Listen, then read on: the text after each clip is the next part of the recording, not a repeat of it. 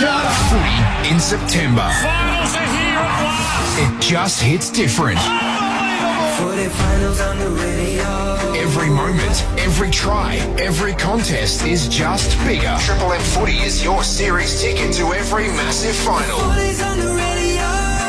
The Savo, it's a semi-finals do-or-die battle from Accor Stadium. The Bulldogs versus the Panthers. Got numbers here, the Panthers. For Ream Hot Water and McDonald's, Triple M rocks finals footy. Good afternoon, everybody. What an afternoon it is here in Sydney. Sydney looking glorious. Big crowd outside. And I don't know how many we're going to get, but it's going to be a fantastic atmosphere. And the sun bathing down on the Cathy Freeman stand. There is a great atmosphere here around the whole precinct. Canterbury, last chance saloon for them. And the Penrith Panthers. Boy, aren't things just playing out perfectly for the Panthers. They got the New Zealand Warriors last week, who had their issues, of course, with injury. They get Canterbury, who have had some stumbling blocks the last few weeks. And then Brisbane awaiting next week, Sunday afternoon. How good, Gordon, tell us all these bonus Sunday games. We weren't supposed to get this today, and we weren't supposed to get next Sunday. I'm going to steal away from Gus. I love my Sunday football. How could you not? I love it. It's the best. Like, if last week is an indication on what you're going to get, dry, fast, no dew on the ground. It's footwork. They stick, their passes. It's everything. Daytime footy is better quality. You know what's funny? You say that, Gordy. I was listening to Matty Jones and Cooper Cronk dissect the Broncos Raiders game, and they were speaking about how Ricky Stewart's request for that longer turnaround meant day football, which brought out the best in Reece Walsh. Had that have been a Saturday evening game, would that have enabled Reece Walsh to be as fast and as devastating as he was? And I'm in agreement. I think daytime helps the stars shine even brighter. Everything's better in the day. Apart from fireworks. Got me.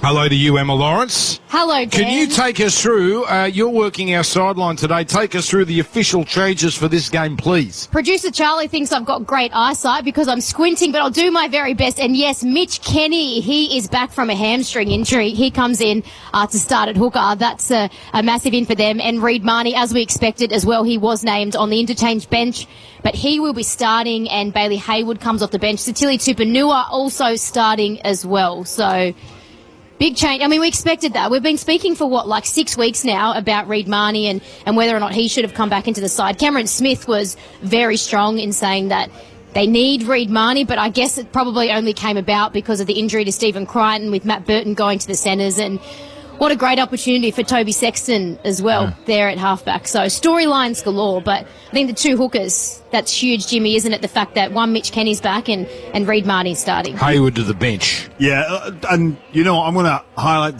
the character of Toby Sexton for the journey that he's been on the past 2 seasons. Let go by the Titans, come to the Dogs behind Drew Hutchison, took over mid-season, was excellent, and then halfway through this season he found the shoe on the other foot and roles were in reverse. And I think for him to get elevated to the bench, it was unexpected. It shows the type of level of performance and how he is in the dressing room to get that nod.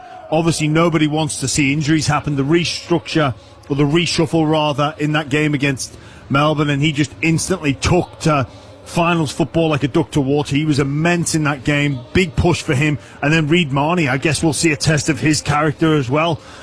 Departing for the Cowboys next year. Left out of the team. Maybe perhaps felt unfairly.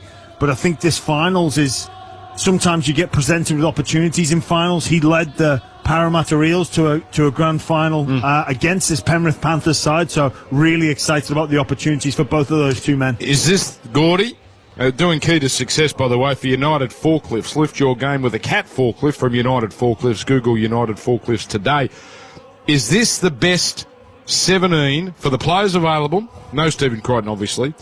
But is this the best structure? Have they finally, after all these months of debate, of the Bulldogs, with Marnie back in the side, Tupanua in the starting side, Hayward back to the bench, Galvin the 6, Sexton the 7, Yep. Burton in the centres. Is this tick, the best possible team, the best layout they could come up with? Yeah, without Stephen Crichton, you know, he'd be a bonus. But, yeah, I think so. To take that little bit of pressure off Galvin, Sexton just to run and kick, and Galvin play his natural game. To me, being such a young guy, I think he's more of a runner of the football.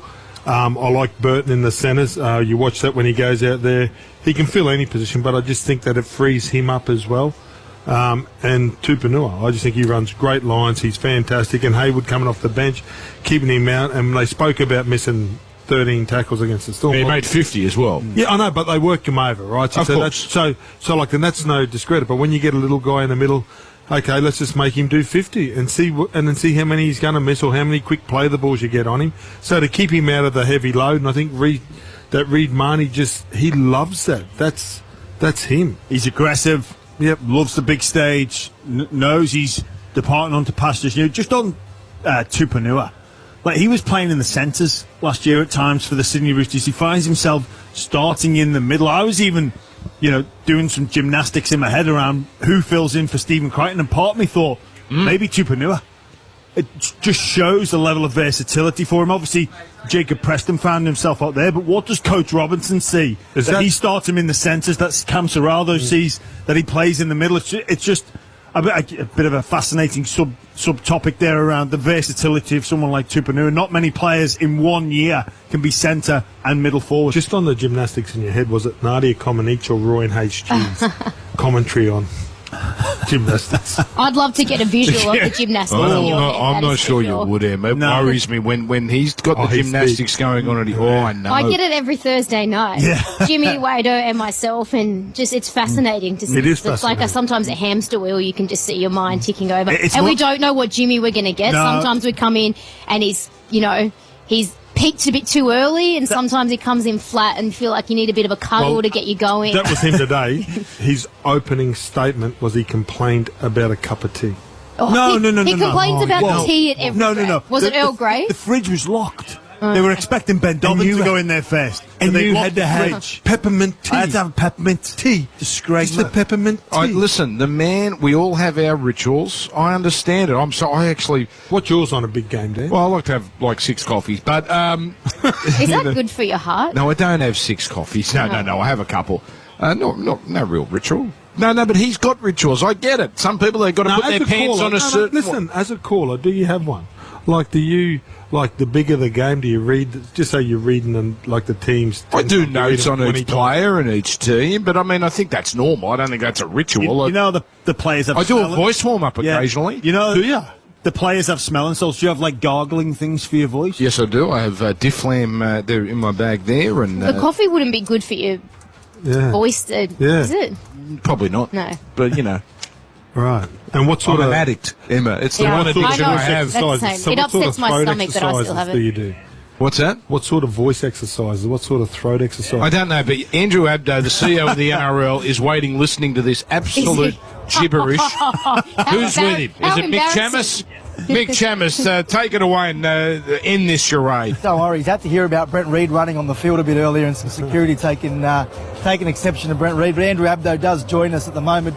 Andrew, daytime semi-final football. I'm sure everyone agrees it's great for the spectacle, great for the players. Is it here to stay?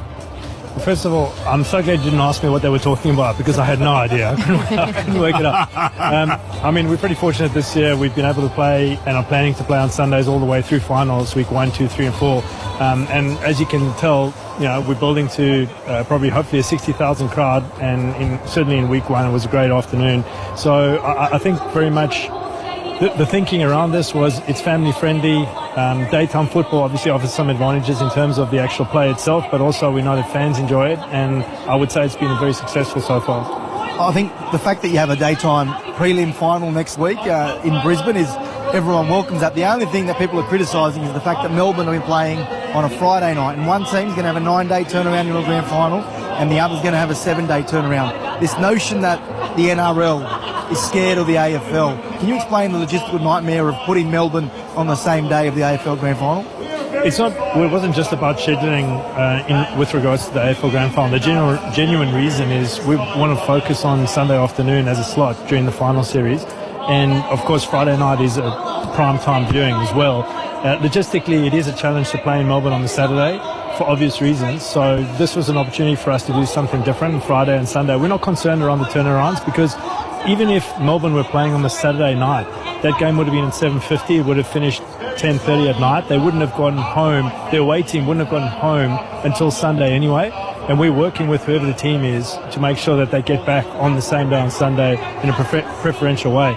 You must remember during the season that teams are playing in a range of 5 days, 6 days, 7 days, 8 days, sometimes a bye week. And so on any given week, it's a different configuration around that. They are professionals, and we wanted to make sure through finals that there was at least a minimum of 6 days.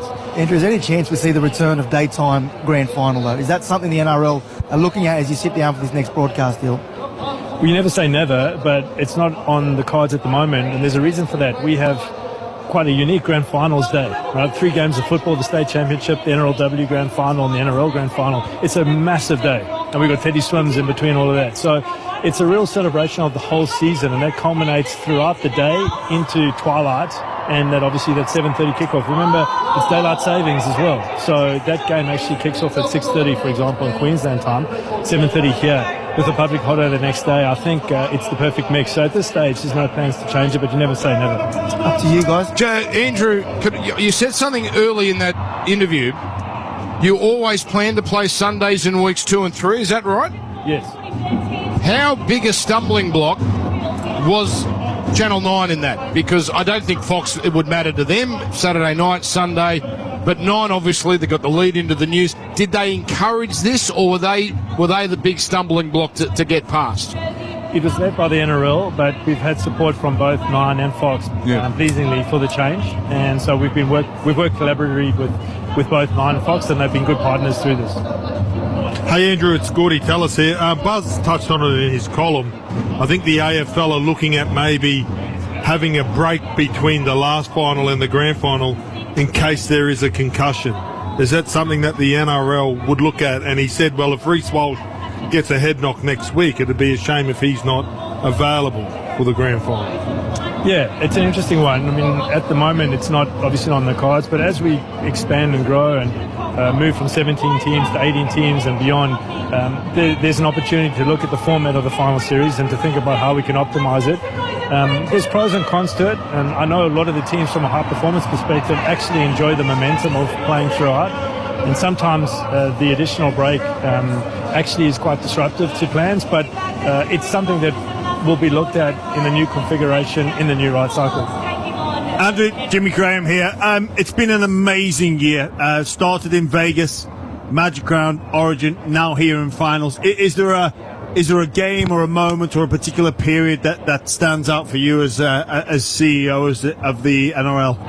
Just how, well, first of all, I think 2 things. One is just the fantastic football that we've been treated to this season.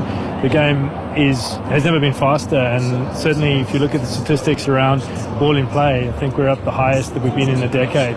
So the credit needs to go to the players and the clubs for that. But probably the most pleasing thing is just the response from our fans. We've broken live attendance records, we've broken TV audience records this year.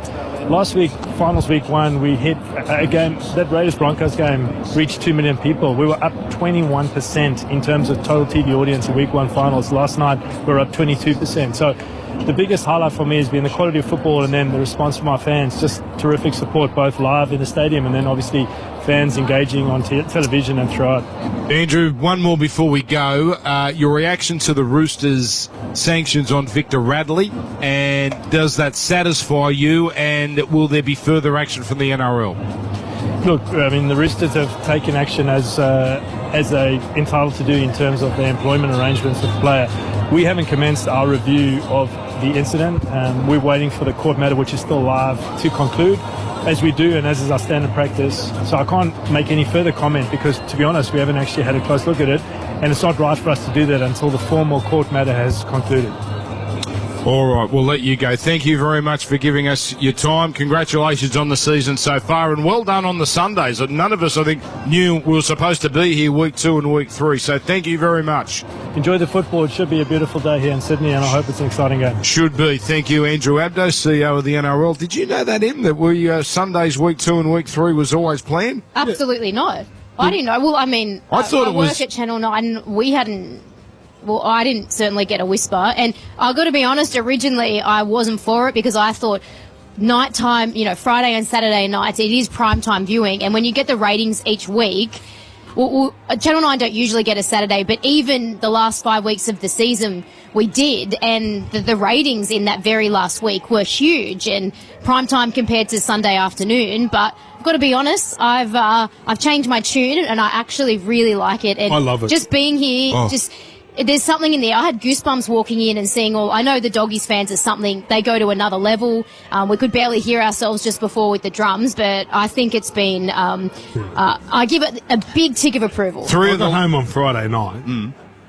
And what do? You turn on the footy. I was so bored. Oh, so was I. You know what? I Mate, actually I'm watched thinking- the AFL on Friday night, which I never do. Am I allowed to admit that on air? Well, you can. I don't think Gordy appreciated that. I did the same thing.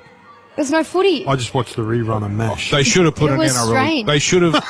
I know it's not. No, but so Sunday. I know So obviously getting it on Friday and Saturday is a bonus, but holding you out and having you wait until Sunday for your team to play. I know it's hard logistically, but they should have put some NRLW on that Friday. But I know they're semi-professional, and it's very hard to just get them to play. I think that was the reason, because originally it had been indicated, given I do the NRLW, that it would be the Cowboys game in Townsville on Friday night. So we were preparing to host it in studio. But because they're not all full-time and they're with the RLPA and CBA, there are restrictions around that. So from my understanding, that's the reason that wasn't the case. But it would have been nice, and then I wouldn't have watched the AFL. Just say this about Sunday afternoon.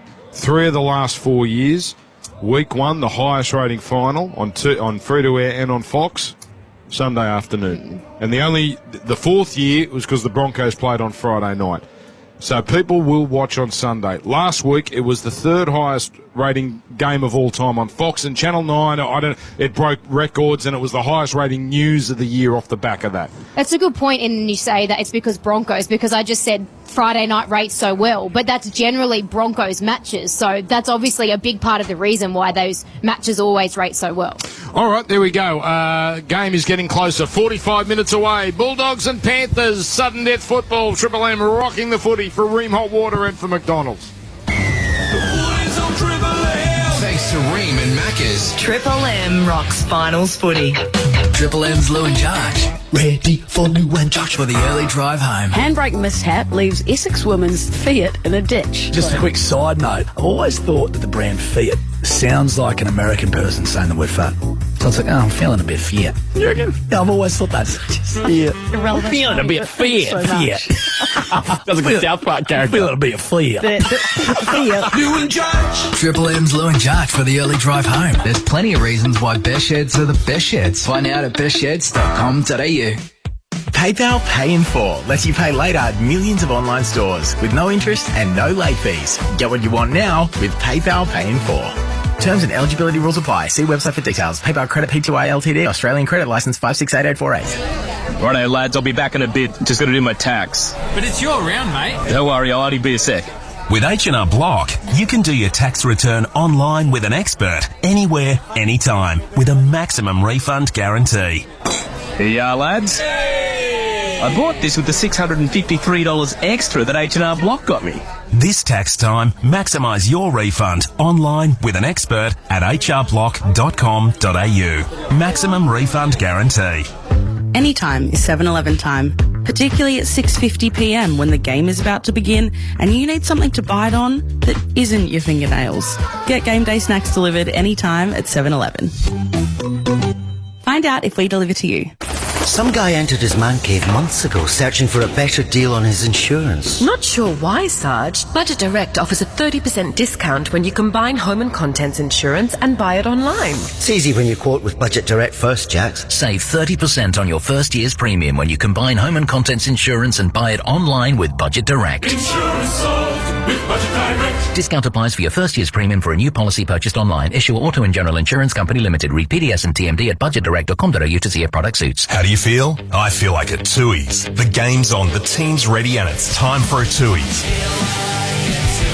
Whether you're cheering on your team at the stadium or watching with mates at the pub, nothing beats the legendary refreshment of Tooheys. Proudly born right here in New South Wales, Tooheys is all about the spirit of bringing people together, whether you're celebrating an epic win or commiserating a crushing defeat. So next time you're at the pub or bottle shop, grab a Tooheys and raise a glass to the team that's bringing you together. Drink responsibly. This month on Disney Plus just got bigger. FX's Alien Earth is coming in for landing. Save yourself. Now streaming. And strap in for Marvel Studios Thunderbolts, streaming August 27th. This could get messy. This month is Out of This World on Disney Plus. Bunnings Trade is here to help trade customers with quick quotes and pricing on a wide range of supplies, plus stock inquiries, delivery updates and more. Call Trade Assist on 134872 or jump online and we'll help you get what you need fast. Bunnings Trade. Helping business is our trade. PayPal Pay in 4 lets you get what you want now. From dreamy island adventures and the latest runway looks to tech upgrades and the perfect pair of runners. Split the cost into 4 interest-free installments at millions of online stores. And there's no late fees, just a more flexible way to pay. Get what you want now and pay later with PayPal Pay in 4. Terms and eligibility rules apply. See website for details. PayPal Credit PCY Ltd, Australian Credit Licence 568848. Thanks to Ream and Macca's. Triple M rocks finals footy. Ah, yes, indeed. Live and loud. And nothing like it here on Triple M with the crowd pumping through. Sorry, Emma just stepped on Emma's feet. With Gordon Tallis and Jimmy Graham. I'm wondering, Jimmy, if Gordy's on the Teddy Swims payroll. I've never heard someone pump someone up so much. You are in love with Teddy Swims. I stumbled over him at the Fortitude Valley Music Hall, right? And then I went and watched this guy. Was that Lefties? No. That's a different That's one. in Caxton Street. Okay, fine. So this is Fortitude Valley. One of the Powderfinger boys owns it and runs it, JC, and it's a great venue. It's a great live music. It's a bit like your... Well, let's go there next Sunday. What do you guys have in Newtown? In Sydney, there's that music place anyway. I almost said something that was going to get me Is it thrown like off the Tivoli? Or no, what do you guys have? I don't know. I don't go out anymore. Anyway, so there's a great little the Enmore Theatre. Yes, it's sort of. So I thought you were thinking that, and then I thought, no, I don't. No, what you mean by no, because I went and watched another guy there, and then so Teddy Swims, and I got a mate, Big Dom. He tried to watch him in New York at Radio City, $900 US a ticket. Whoa. Like he's actually a so people, and it's not even me, but like.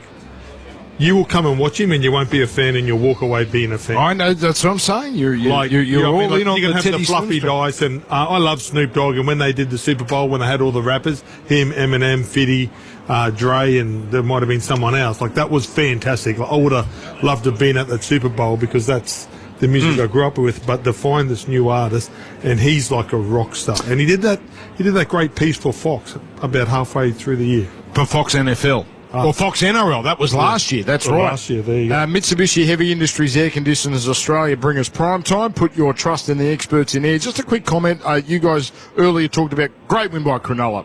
And terrific interview. Geez, Craig Fitzgibbon's easy to like. He is, isn't he? But you know what? That's not put on, that's not fake. No, he's just a genuine bloke. He's actually a real guy. The play against him, he was just so fair, honest, and he's doing a great job. Like, they probably don't have the shine of the bigger clubs and the shiny toys. Cronulla, it's always been a little suburb team, but he's done a fantastic job. And I think Buzz read through the competitions that they're in and where they're at. And if it was the old-fashioned club champions, you know how they'd get that trophy. Oh, the old club championship. Well, he said Cronulla would have probably won it this year, which is, like, that's a pretty good statement. Considering, too, you mentioned their facilities. I mean, they need an upgrade, so they're... No, there's something romantic, because when I went to Brisbane, St George had better training facilities, and you go to Brisbane, and it's out of like it's sort of like a taller block. Yeah, it's old school. Bit of concrete, you can smell, the bars were rusty, and they'd have the strapping tape around, because they were just rough on your hands, and it was old stuff, and they won 6 out of that. Jimmy, they're using clearly the negativity as fuel. Yeah. Can you go all the way and win a comp on that? So, and listen, it's working for them. The Ronaldos and the Nico Hines have come out and they've said, pay us our respect. And you know what? They've earned respect. These last two, particularly yesterday. That's a terrific win yesterday. Yeah, it is. I mean, there's a little bit of fortune in there as well. You look at the Roosters' performance, probably down on completion rate. really went to the wire against them, and then they come up against the Raiders team. No Ethan Strange off the back of that game on the Sunday. So, look, sometimes the stars do align, but it reminds me a little bit of the 14 Bulldogs that came here to play the grand final. And we went pretty close up until about the 65th minute. We were right in that contest. But the start of that final series, we were making up the numbers. You were? Like, I remember seeing it. We were 7th. Melbourne finished 6th. We had to go to Melbourne, and look, on the open day for the media, people didn't care because there was no story there that was gonna have any runway. And I bet the Sharks probably felt like that you know, the lack of interest in their story, because people want those runway stories that have got, you know, next week about them. Like, you think about it's like Queensland's underdogs. It's whether they believe it or not. Yeah. If you're underdogs, you don't win as many Origins as you do if you're the underdog. It's just the fact that Queensland love that tag and they believe it, right? And then you get some guys that love being favourites, right? And they play well when they're favourites. And if that's something that the Sharks are holding on to, that none of you guys wanted to do that, none of you guys thought we were good enough, and none of this, I think it's perfect. If that's that really? little... Is that healthy? Yeah. Does that take you all the way? Absolutely. Well, you're playing pissed off. And look, sport is about many things: systems, quality, skill acquisition. But a lot of it is about put attitude. Down sometimes, does and sometimes when you're getting pumped up, you think you've just got to turn up and win. You know, the person for me at the Sharks that epitomises this is Toby Rudolph. I think Fanua Blake comes to the club. He's the number one front rower. They've got Hazelton re-signed, Cam McInnes, Colquhoun. You've got Hamlin Welle. You've got Oregon Kaufusi, and you've got Rudolph in there. And I think there's an oversupply of middle forwards there for me. The back fives found their mojo too. That's right. But I think look at Toby Rudolph. He's had a look around and gone, I need to get moving here. And playing for a contract because he hadn't locked in a deal. Because everyone else is getting re-signed. I need to get my act together. I want to stay. So even that threat of leaving, that can fire a performance, and that sense of disrespect. There's no worse feeling than that in any walk of life when you feel undervalued, under-respected.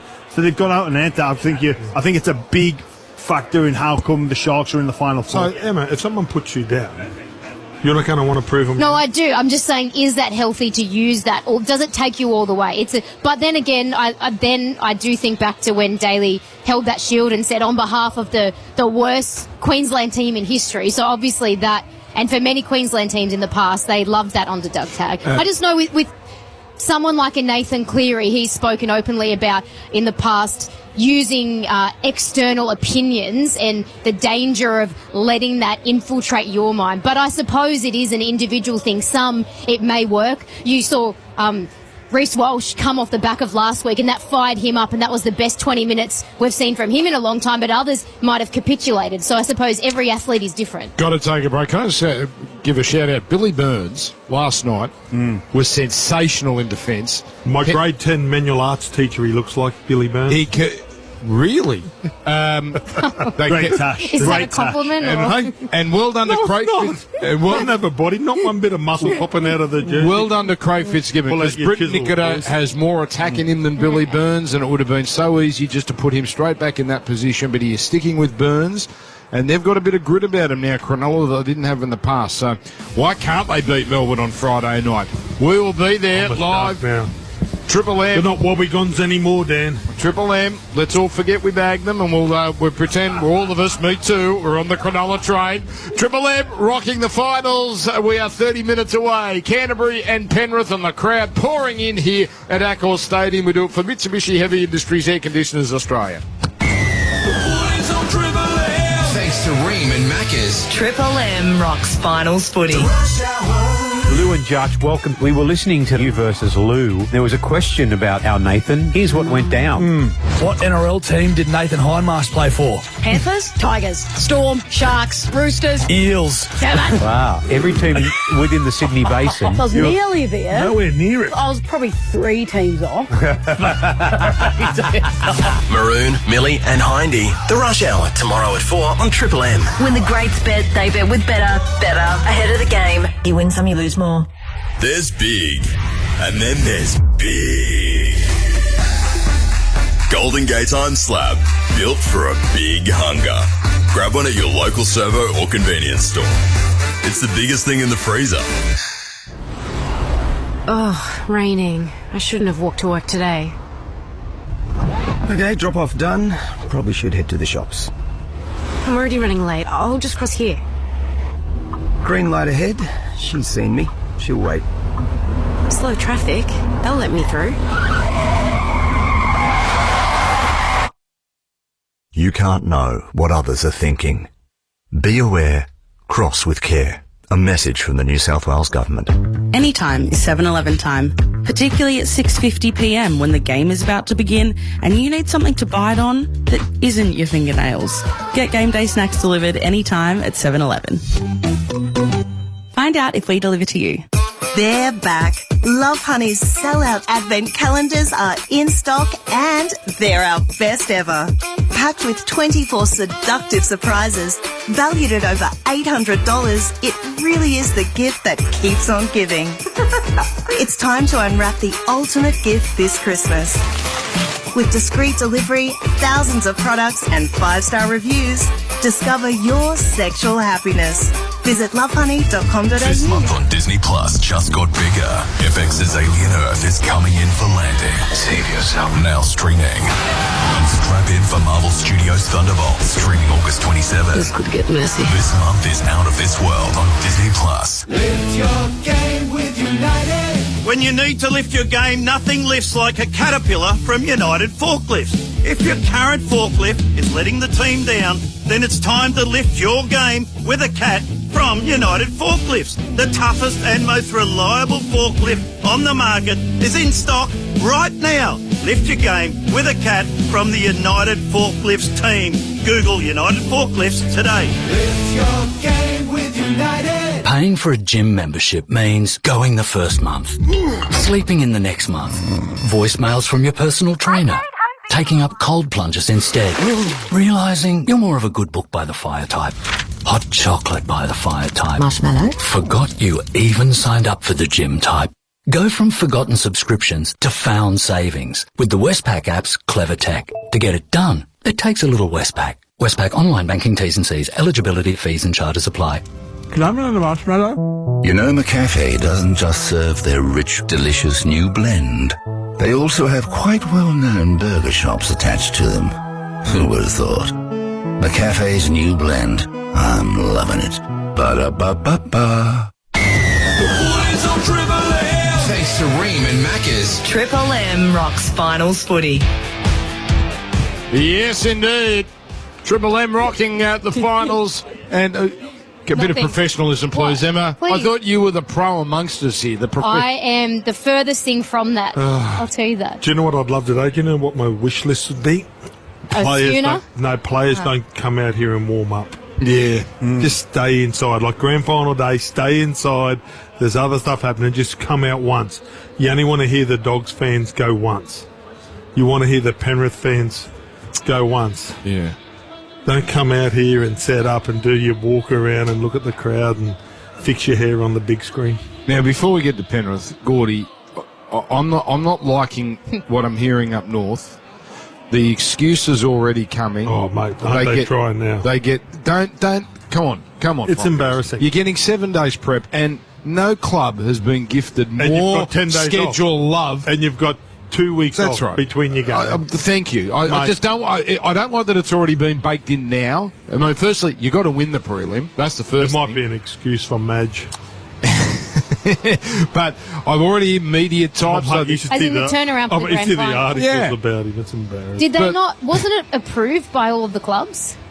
Hey, Did they not it's a approve grand final. You'd play it in 4 days. Yeah. Like in '77, wasn't there a grand final replay? Oh, don't turn up. We didn't get 7 days. 3 days later. It doesn't matter. But the Broncos, I'm pro Broncos. They're the most entertaining team in the comp, and it's going to be unbelievable next week. but don't tell me they haven't been given a leg up for 30 years with the schedule. The Friday night Broncos, because they're the number 1 rating team. I get that. I can hear that little dragon coming out. And You sound like Gus. Bulldog. You can hear the little bulldog. If you're going to think I'm going to be, remember I just wanted you to say it. I just didn't want to come up. That was your plan. I know who you support. I'm just saying. They always told get me you were a long Dogs fan. turnarounds. I know. I proudly grew up a Bulldogs fan. And what Gordy did not want is happening because the players have just run out onto a core stadium. That's it. And Jimmy's been lapping up all the attention. All of the fans are like looking at our box and waving at Jimmy and kissing, and he's blushing. You're going to be okay or maybe today, just Jimmy? because he's sunburnt.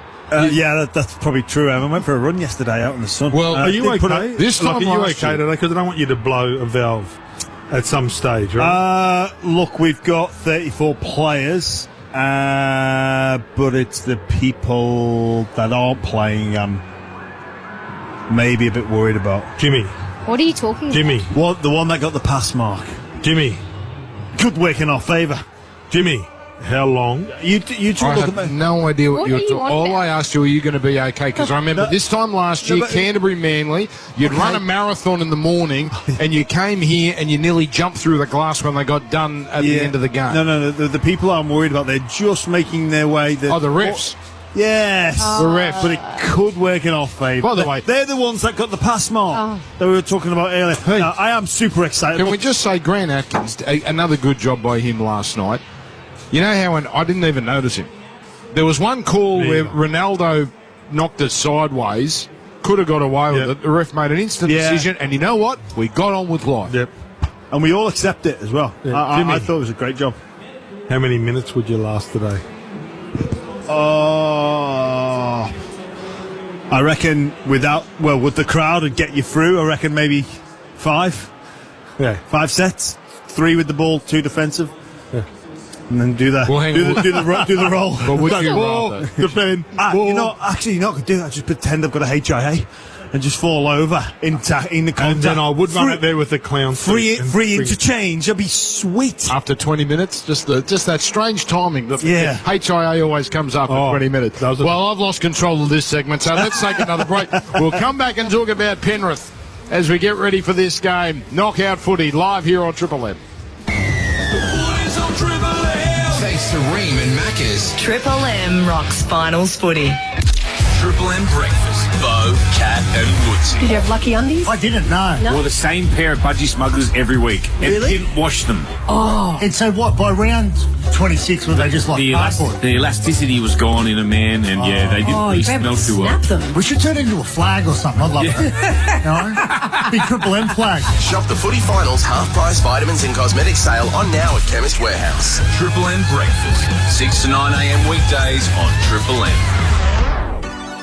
PayPal Pay in 4 lets you get what you want now. From dreamy island adventures and the latest runway looks to tech upgrades and the perfect pair of runners. Split the cost into 4 interest-free installments at millions of online stores. And there's no late fees, just a more flexible way to pay. Get what you want now and pay later with PayPal Pay in 4. Terms and eligibility rules apply. See website for details. PayPal Credit Pty Ltd, Australian Credit Licence 568848. Anytime is 7-Eleven time, particularly at 6:50 p.m. when the game is about to begin and you need something to bite on that isn't your fingernails. Get game day snacks delivered anytime at 7-Eleven.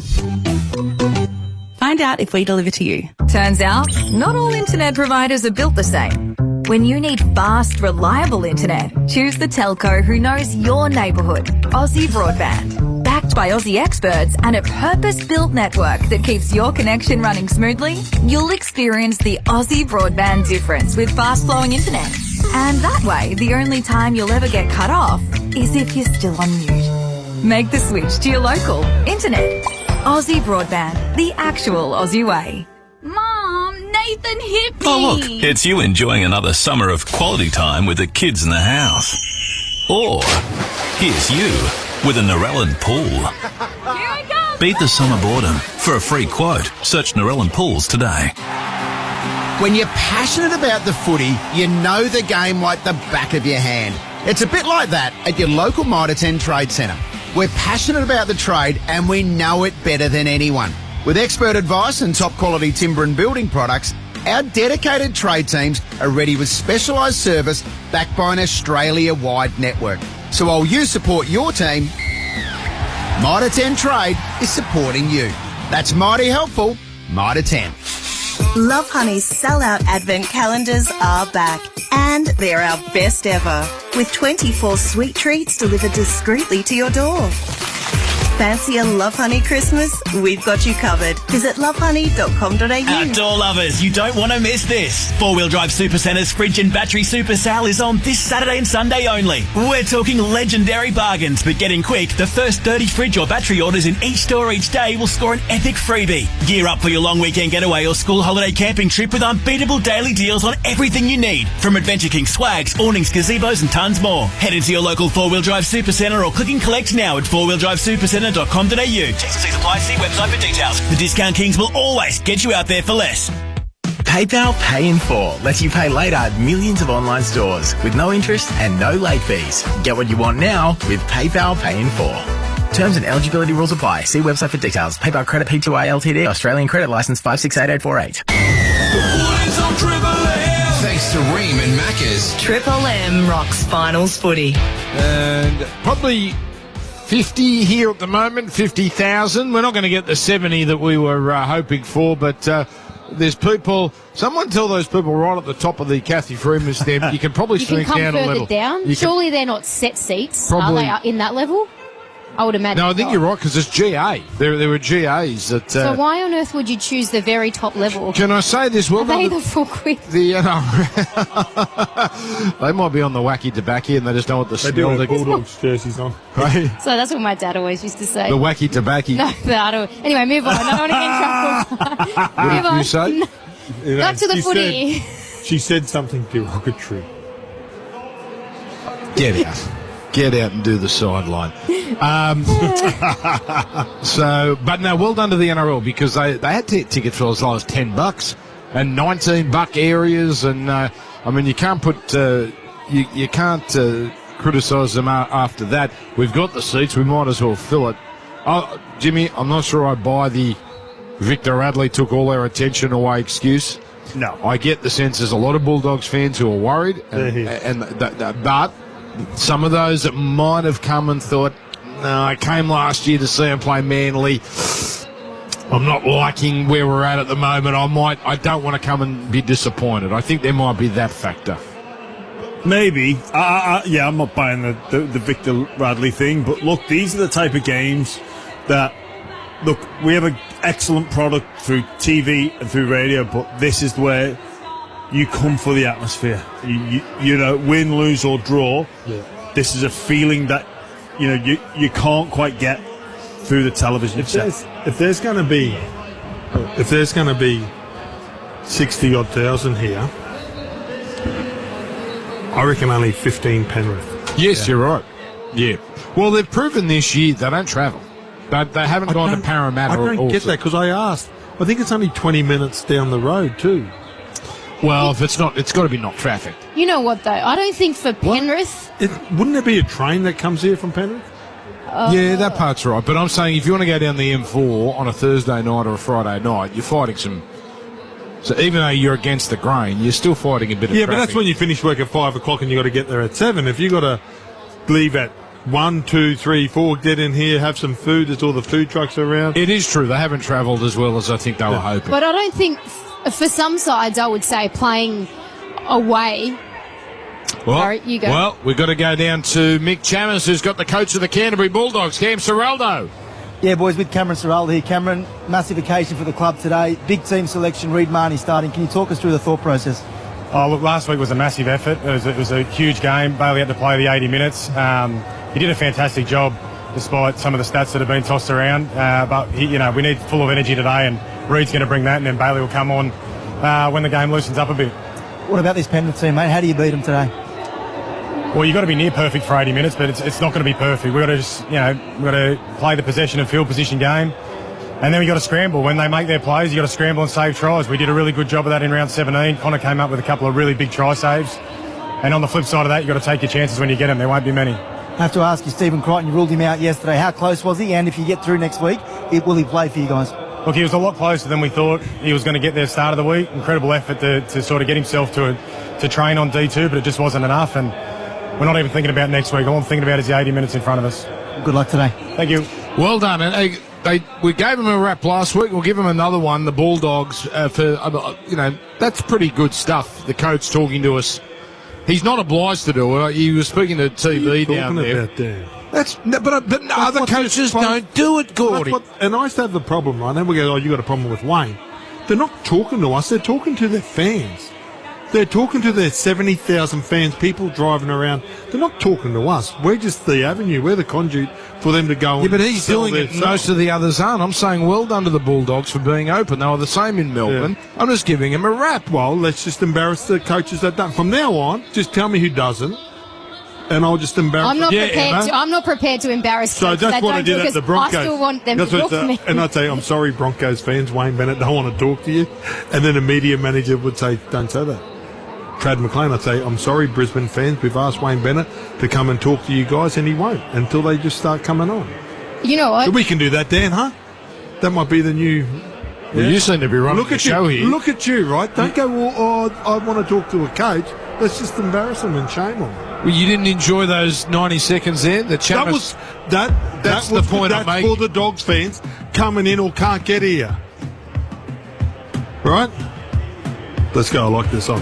Bit of Fleetwood Mac. Just building it up with 3 minutes to go until we go to an ad break. You know what else? Wrap to the Bulldogs. So they wrote to the NRL to get Nico Hines, get that grade 2 downgraded to a grade 1, because they said Marcelo Montoya's injury isn't as bad as first thought and he could be playing in the finals.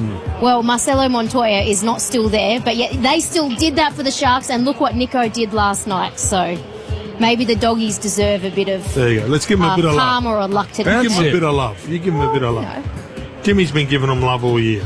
Oh, sorry. Should I give love to someone else? Do you want some love? Emma wants... I think he needs a bit of love. You gave a bit of love. He wants to give you a hug. I give the Bulldogs a bit of love, and he wants to whack you. He gave me a choker hold before. You know, Cam Serraldo said that we're ready for the 80 minutes. Why have I just got this overwhelming feeling? It's going to be 100 minutes. A second Sunday in a row, we might go longer. If you had I don't know. If you had 60 seconds to speak to the Dogs in the dressing room, what would you say? I'd say, fire up. Beep! This is all I'm going to say. I'm going to go off, and you got to come with me. I don't care what you do. I'm going off. I'll see you out there. Any other Let's words go. you'd use? That's it. Anything else? Come with me. That's it. All needs to be said. I'm going to go off. Now, you've got a decision to make, whether you come with me or not, but that's all that needs to be said. See you out there. Let's go. I don't know how much longer we have. At risk of going too long, I have a question for you. Just when Serraldo said we need the energy from Reid Marnie, obviously he's fired up because he was dropped. Is there a risk that he comes out like too hard and he might get put on report? I don't know. Do you have to rein him in? That's next week's problem. Yeah. Okay. That is next week's problem. All right. What's wrong with you? What's wrong with you? Why would you use your common sense like that? We are less than 15 minutes away from kickoff. It's the Bulldogs and the Penrith Panthers. The dynasty goes on and on. Will it continue after today?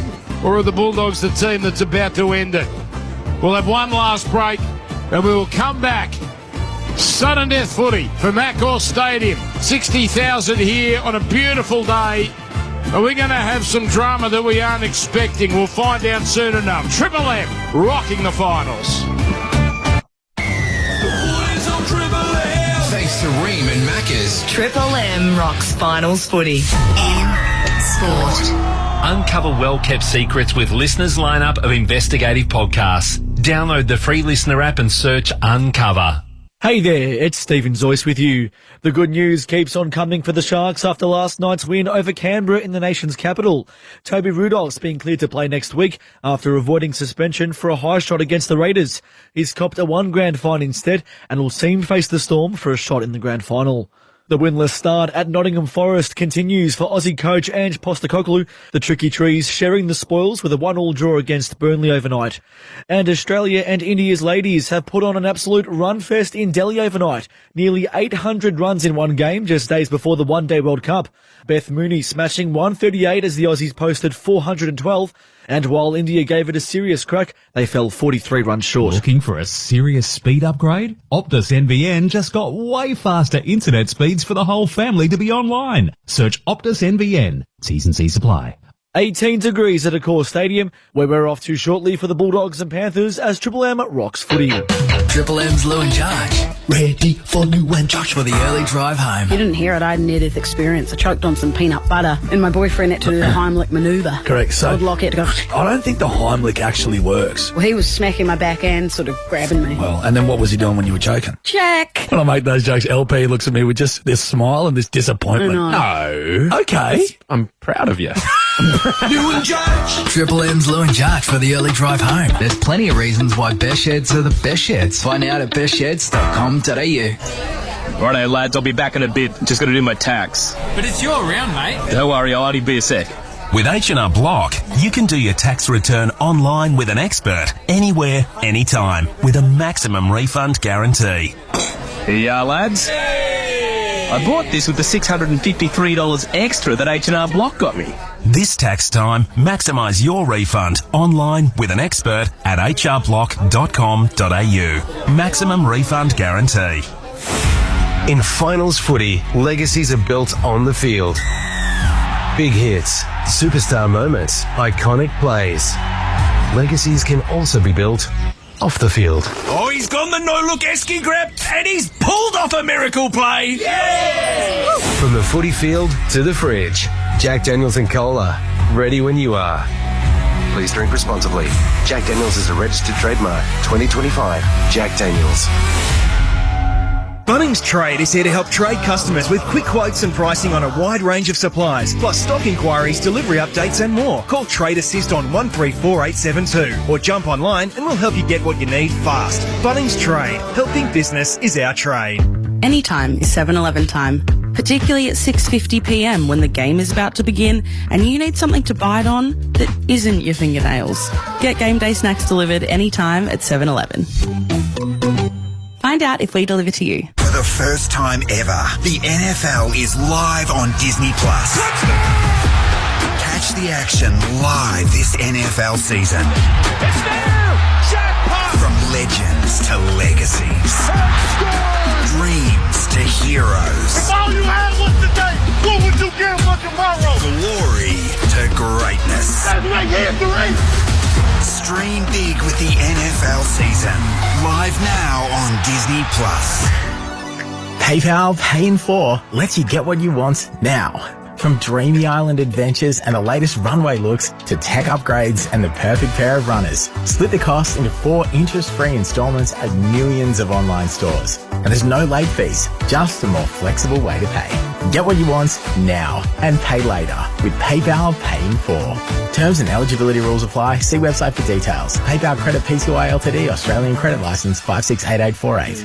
OnePass Mobile is calling with 40% off one of our 365-day mobile plans.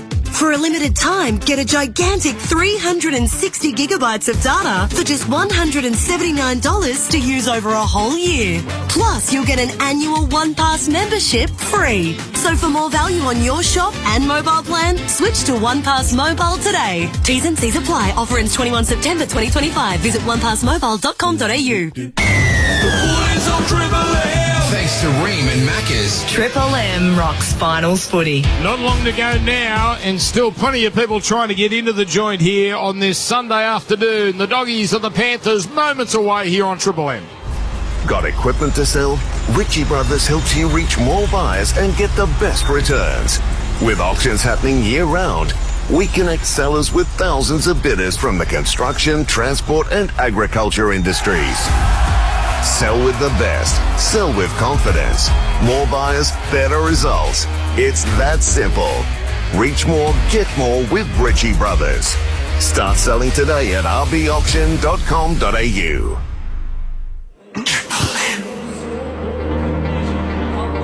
1,449 days. That is how long the Penrith Panthers have been the champions. 13 straight wins in finals. It is the greatest dynasty most of us will ever see, and it's still going. The challenges get bigger. yet they continue to take all before them. And the only questions that remain, when will this end and who will end it? The Canterbury Bankstown Bulldogs want to be that team, and they want that day to be today.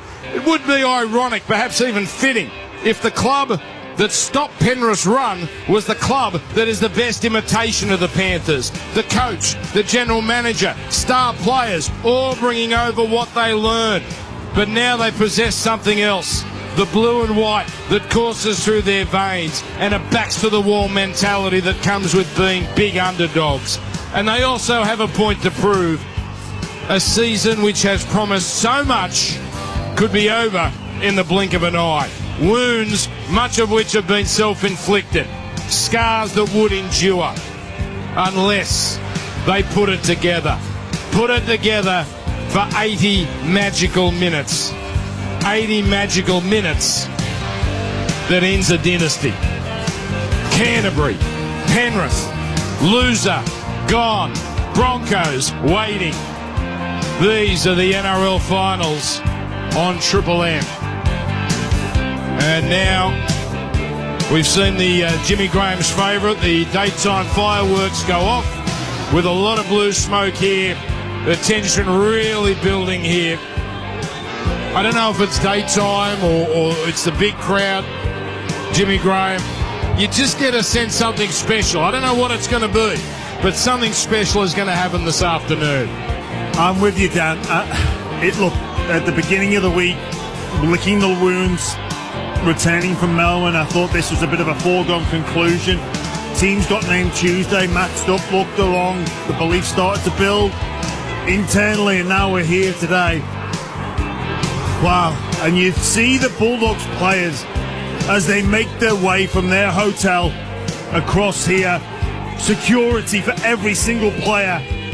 If that doesn't inspire you to go to your absolute capacity, your absolute limits, then nothing ever will. This is something the Bulldogs have tapped into. I applaud them for that strategy.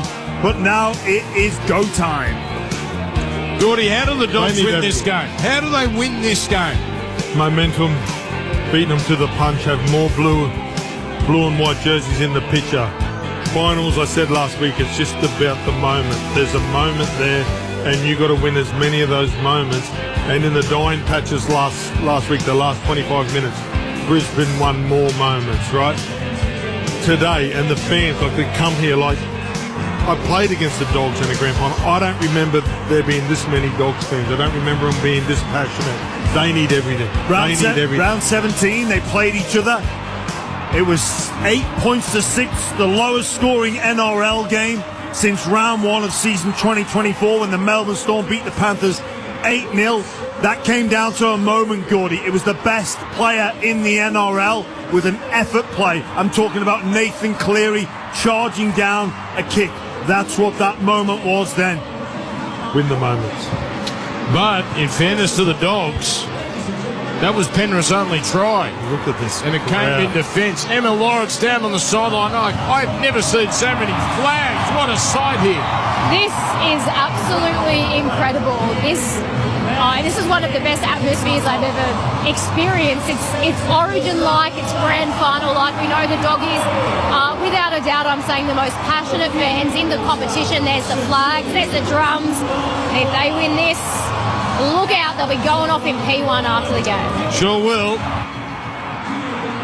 But you get the sense, Jimmy, Penrith thrive on these atmospheres. A team that's done it all. They're not. I just don't imagine they're going to be bothered by having 80% of the crowd against them. No, and that's led by their Iceman, Nathan Cleary. We've seen him master the moment, multiple occasions, multiple situations. Dan, we were here in 2023 when he single-handedly clawed that game from the graveyard. Like, we thought the run was over then. We thought it was done, and we were about to congratulate Penrith on everything they'd achieved going back to back. But with Nathan Cleary, he didn't care about the opposition. He didn't care about the number of people in attendance. They've got the best player in the game in the clutch moments, and he's there to win this game here today. So the cheerleaders go out now, which means the players aren't too far away. What a great electricity here in this venue. Gordy, this is a good joint. When it's nearly full, I know it's much maligned. You get a bit of sunlight like today, a bit of warmth, and a big crowd. This is actually a very good joint to watch footy. So, you can still see some crowd getting in at the top part of the Kathy Freeman stand. Winner will play Brisbane next week. Brisbane beat Canterbury twice. Penrith spanked Brisbane in the marquee round of Magic Round in round number 9. But we won't worry about that until we get to the end of this contest this afternoon. Of course, Penrith, a comfortable enough win in the end over the Warriors. 24-8 probably belied the closeness of the contest. But the professionalism of Penrith came through as it always does. A couple of late tries to bury the brave Warriors, and of course Canterbury so close last week in Melbourne. 20-18 down with 4 minutes or so to go. But it was Melbourne, professional themselves, finding the moment to put the Bulldogs away and put the Dogs in this situation where we might have a second team this weekend go out in straight sets. It has been talked about all season. This might be the year the teams 5 to 8 could really make an impact, and it is proving to be, with Cronulla already in the prelim final and Penrith knocking on the door. We're watching scenes here. Canterbury in the dressing room. Their final moments. Penrith look as focused as usual. They're wearing their Vegas jumpers, which are the black jumpers with the gold piping, and gee, it's a good-looking strip. And here they come, led by Nathan Cleary. Premiership winners, just about all of them. And Nathan Cleary, you would swear this is a state of origin, the way he's walking down the race here. Steely look on his face. He punches his chest as he steels himself for this reception. Here he comes. Nathan Cleary leading out the 4-time defending premiers. The Penrith Panthers arrive on Accor Stadium. Their fullback Dylan Edwards, Paul Alamotti and Brian Toto on the wings, Isaac Tuggle and Casey McLean the centres, Blaze Talungi and Nathan Cleary the halves, Moses Leota, Lindsay Smith the front row. Mitch Kenny is the number 22 and playing in, of course, his customary dummy half role. Scott Sorensen, Liam Martin, Isaiah Yeo. That is an all-star back row. Schneider, Henry, Papali'i and Garner. Now, I want the crowd, I want you at home to hear this. Let's turn the sound down if we can, because the crowd is going to tell the story. Canterbury are now standing under the race. The stand is rattling. This is unbelievable. Every Bulldog is standing up. Viliami kick out. Barrel-chested, stands like a colossus. Now he gets the signal to come out, and they run out onto the field. Here come the Bulldogs, and there's 17 players trying to end the Penrith dynasty. Yeah, this is it, Dan. It's Connor Tracy at fullback, Carraz on one wing and Rinakama on the other. Bronson Cherry partnered by Matt Burton in the centre partnership. Galvin and Sexton will look to have some craft in the half. It's King Tupanua into the starting lineup, as well as Reid Marnie in at dummy half. It's kick-out captain Preston and Salmon at lock forward, the interchange bench. Hayward, Curran, Mann and Harry Hayes. What a game, what an atmosphere, what a build-up. What an 80, 90, 105 minutes we've got ahead of us now. Okay, Ashley Klein is our referee, and let's hope that's the first and last time we mention his name for the next 2 hours. I suspect that won't be the case. Penrith will be running to the northern end, Canterbury to receive. The electricity is palpable. The clock is counting down. Canterbury and Penrith get underway. The semi-final, Brisbane waiting. And it's Max King steaming up into the Penrith defence. 3 there to bring him down. So the Canterbury side running to the southern end in this first half. Marnie back in the starting role. Onto Kiraz. He's going to be important. And that's a great start from him with a good driving run. Gets it up to his own 20. I think this crowd's going to be relentless all afternoon as Canterbury spread it and Burton gets an early touch out the centres. Taken by Cleary and also Tundra. Penrith, 13 straight finals wins, conceding a ridiculous 9 points a game in that run. Tupanua is picked up and driven back. He's 9 short of halfway. Now it comes across to Tracy. Tracy almost to halfway. And that gets Canterbury into their last tackle. Fair bit to like for both sides, that opening set, as the kick comes from Burton and beautifully weighted. Taken 2 metres out from the line by Edwards. He brings it back and he makes it not quite to the 20, but now Canterbury. What can they do in defence here? It's To'o. He is rounded up and not going too far. Galvin is there. Also underneath is Bronson Sherry. Now a good driving run from Casey McLean. Just left of the post here, 20 short of halfway. Played to Kenny. Kenny on to Sorensen. One of Penrith's real quiet achievers, Scott Sorensen, and he runs up that left side one out, followed up by Lindsay Smith. And Penrith almost up to halfway. Last tackle called. Comes to touchdown. Kick out. If he gets the bounce, he'll almost score. He is dragged down by Edwards. I think this is a problem. It's a penalty, and I think it's 10 minutes. It's got to be. There's no one in front of Kickout. Kickout didn't get the best bounce. It gave Edwards a chance, but Edwards dragged Kickout back. No more than that for the book. That should be 10 in the bin. Hey, we spoke about Klein. You bottomless debt, Klein. Now, hang on. In the bin. Hang on. Has to be. Has to be. That is a professional foul. The guy from Penrith. Now, is it a... Front-field decision is a tackle without the ball. Make the decision, Klein. I believe the ball was beating everybody. Now, this is the Jimmy Graham I love. That's it. I'm coming with you. That's it. You now, told me to come with you. I'm coming with you. Now, they've got to check penalty try. It won't be a penalty try because the ball took a funky bounce. Dan, I was here one day at State of Origin. Cleared any contact corner on was 20 Cleary. metres away. They gave him a try. Philly Army's charged the ball down, playing on at this point. So bounces on the 30 after the charge down. Bounces towards the 20. He was denied the opportunity there. This point here, Dylan Edwards has got contact with Philly Army. It's pushing him past the ball. Now, He now knocks it on. So we added penalty. We're ruling out a professional foul and penalty try. What? No! There is the element that they have overrun the ball. Jeez. However, Dylan has tackled him without the ball, which is a penalty. Challenge unsuccessful. It's not, because the ball was also beating the You bottomless debt. No, the ball wasn't. You can't make that decision. You bottomless debt, Klein. You can't make that absolute bottle job. You can't, right? So look, what happens is you can't decide, Dan, because he was. So they use these words, denied the opportunity, and I hear it on so many different occasions. Kick out, as small as what it was denied an opportunity. Is that 10 minutes?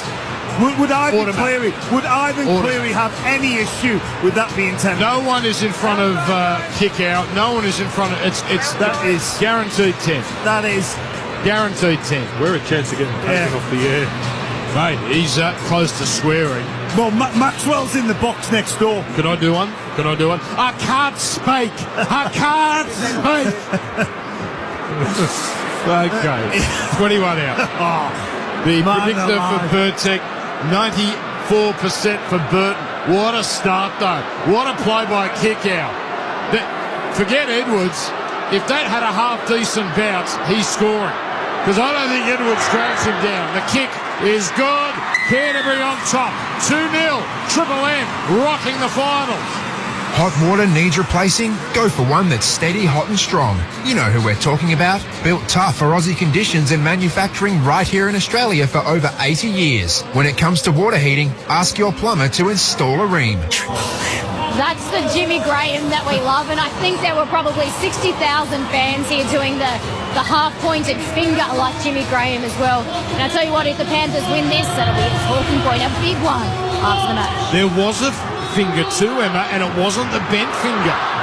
Here's Max King hitting it up. I had respect for Sutton, Dan. That was played back here for Marty, getting it on. On for Kiraz. And Kiraz has dropped down. God help us, Gordon. There's 76 minutes to go. He's king.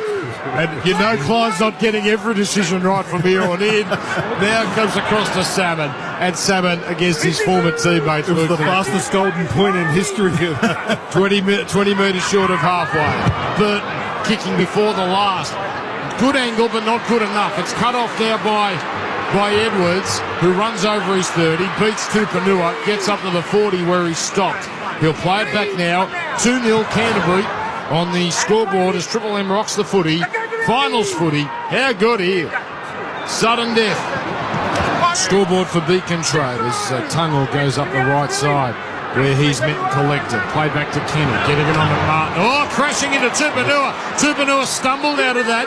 He got back up to his feet quickly, though. Think he's okay. 35 out Penrith. Oh, Leota! Tupanua's all right because he tried to maim Leota. Leota evasive, avoided most of the contact, but was tackled. High kick on the last. Up they go. Batted back by Alamotti. He was taken on the ground. Taken by Tracy here for Canterbury, and Tracy comes away with it. So the Dogs get it back. 12 from their own line. 2-0 Canterbury. Beacon Trade scoreboard. Triple M rocking the footy for Remo Water. Now 4 defenders come up and absolutely maul Rinakama. Followed up by a run for Burt. And Burt, looks good in the centres. He plays at 21 out from his own line after his run-out run. The great ball runner that is Jacob Carraz goes 10 metres. 4 Panthers there, medium centre field. Marnie, nice crisp service out of dummy half. Sends it to the right side where Jacob Preston gets a good run under his belt there. Taken eventually. To'o and Kenny make the tackle. Then Tracy is brought down. I can see a Panther. Looks like Casey McLean is favouring an arm. So he might have been hurt in a tackle. We'll keep an eye on that. A high kick on the last for Canterbury. Taken now by Alamotti on his 20. And he brings it back where he's dragged back by Kickow and King and Sexton. I think Canterbury are going to load up here. No score. 5.5 gone. Triple M rocking. The sudden death final. Tungle not going too far. That should be a penalty to the Panthers there. Villiamy kick out, laying in the rub. They get their penalty here. The Panthers, they should have come and played here as well. Well, no benefit should be given there. The Panthers should have received a penalty. It was clear ruck interference. It slowed the play of the ball down.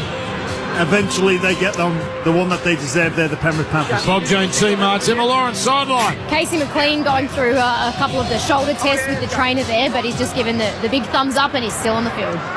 Dan, I really liked the first couple of sets. The Bulldogs did a couple of early spreads because the line speed for the Penrith Panthers is unbelievable. Yeah. Penrith here with unbelievable. And it comes to Lindsay Smith, who's over halfway. So Penrith can mount some attack here and might get the first genuine chance outside of that kick-out charge down. Kenny tries to run out of dummy half. Does well, Kenny. He was caught by the markers immediately, still made about 8 metres. Plays it in front of the post to Lungy dummy half. Onto Yo, nice straight run. Spun himself around there, looked for the offload, couldn't get rid of it before he was felled. Played to Kenny, throws to the right to Cleary, runs to the line, gives it to Edwards. Neat pass, Tunga away. Alamotti runs down the right sideline, steps inside one, inside another, dragged down 1-on-1. Desperate defence there by Marnie. Last tackle, Penrith knocking on the door. Cleary doesn't kick, throws a loose pass, picked up by Smith. On it goes McLean, out to the left wing. To'o for the corner, To'o scores. To'o is over. Oh, that's good stuff from Penrith. It wasn't perfect, but they just know how to get it done. They spread it from one side to the other, and the Panthers on the board first with the first try to match and go beyond Bulldogs, 4 points to 2. Yeah, they won the ball in the last year, the Penrith Panthers. It was a great break on the right-hand side. They go sideline to sideline. Last play, it comes to, I think it's Lindsay Smith that gets this ball away. It's a bounce pass to him onto Sorensen. A beautifully executed tip-on. Then into the hands of the centre McLean, who obviously passed that fitness test, and then To'o, despite the attentions of Galvin and Tracy, goes over in the corner. They went about it the hard way, Penrith. Cleary, because of the break that they made on the other side through Alamotti, I'm thinking they got to be short over here. Here's the Cleary kick coming, and it would have been hard to defend. Well, he passed. The ball hit the ground. And the hands from the Penrith players, the skill and the timing of their passes to get it to top. I thought he's got that great footwork. He's so strong, but he pins the ears back with the bright white headgear on and gets it over. Lindsay Smith, what a play that is. No panic from him whatsoever. Scott Sorensen as well. McLean following on. That is beautifully executed skill. Another final strike for Brian Toto. Well, they knew the ball had to get there, right? And normally it would have been a kick. So, kick predictor for Pertek for a lively performance. Turn to Pertek. Drama resistant since 1980. Give me the bush, Gordy, and I'll do the rest. Here comes Cleary. One in from the left touchline. So what a reply from Penrith. Canterbury throwing everything at those first few minutes. Now they wait on. Jesus, Cleary taking his time. Here he comes. Pulse. Aims it at the left upright. Holds it, slided, goes through. Penrith 6, Canterbury 2. Ream Hotwater and Maccas. Triple M rocking. Sudden death footage. Monopoly at Macca's is back with a 1 in 3 chance of winning from over 49 million prizes every time you play, including an Isuzu MUX and a 52k rent or mortgage top-up. Play like a winner, only in the My Macca's app. Ends October 14. For full terms, visit mcdonalds.com.au. How good was that? It wasn't perfect, but Penrith always find a way to get it done. Even quick hands from someone like Scott Sorensen. I mean, he's a bit of an unsung hero in this team. He missed a large chunk of the year as well through injury and suspension, but this is probably only, I think, the second time this year that they're full strength. So, thank you, Emma, for Bob Jones 2 months. It was a dicey pass after the kickoff there. And Cleary kicking for goal. Indeed. He was good observation because he hasn't been, has he? Well, mate, his groin must play up every now and then, but big occasion means that he's throwing everything into it. Oh, Leota with a great charge. He's almost up to his own 30. Penrith 6, Canterbury 2. As now it's Yo. He's been hitting it straight and hard himself the first few minutes here. He'll play it back to Kenny. Kenny's got Edwards on his left. Gives it to Edwards. Edwards with a run into Galvin and one other there. Who the pair like the tackle. Tupanua, that other player. Now Cleary from right on the 40, kicks on angle, and Tracy takes no chances, takes it. Not the most convincing take, but it's effective. And Canterbury 20 short of halfway. Yeah, great job there from Connor Tracy. I've got to say about Lindsay Smith, hasn't he really offset the loss of James Fisher-Harris with his carries and his skill, slotted into this side seamlessly. As the Bulldogs look to march on the attack, Taraz taking in a strong tackle. They're driven back. Expert commentary, Seabus Super, making hard work pay off. Canterbury here, rolling their sleeves up with King. He's still not quite to halfway. Playing it now centre field to Marty, who runs out of dummy half. Now finds Kickow on the left. Flick pass out the side. Back to Salmon. Salmon to the right. Galvin hurries the pass. Off bodies. Should be Penrith ball. Still bouncing. Still bouncing. Canterbury knock on. Canterbury knock on. So Gordy mentioned it. Canterbury's Penrith's line speed is at championship level right now, and Galvin was rushed up upon by Blaze Talangi, and that forced a loose pass from the number 6.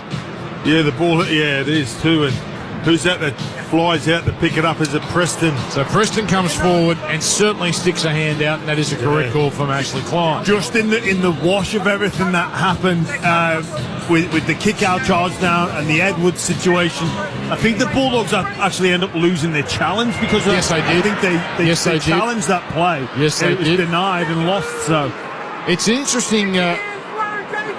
So now comes in for a hit up. It was Penrith that actually challenged that, I'm told. So Penrith lost their challenge. But you could understand if Canterbury did challenge, because it would have been worth it to get a bloke sin bin. 29 metres out. Penrith now looking for back-to-back tries. They work it from Yo to Cleary. Cleary keeps it going. Talangi gets it down the left edge, and he's taken around the ankles. He'll play it now right on the 20-metre line to Kenny. Throws to the right to Cleary, onto Yo. Dangerous double pump onto Edwards. Edwards gets it on. Tungle shovels it out to the right wing. Alamotti, he muscles his way over. Paul Alamotti. He just got back in Penrith 17. And he is bullocking through these Bulldogs. Another barnstorming run.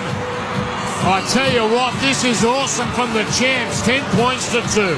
Yeah, it's just great hands there from Penrith Panthers, left to right, and it's the same thing. Just their movement, everybody's options, and it was a great ball from Dylan Edwards that gets in. Then Alamotti had a lot of work to do, shows brute force, beats 3 Bulldogs players there to slam it down, but how easy it is to strip them for numbers. They're just getting the ball to the edges with a lot of skill, the Panthers. Yeah, they're doing that really well, aren't they, Gordon? Absolutely. When they shift every single time, they've created a number, and I don't know if it's the Dogs' decision-making on the inside or Rinakama, they're just landing a fraction late, but you've got to give credit to Alamotti. He had no right to get over there, showed so much strength.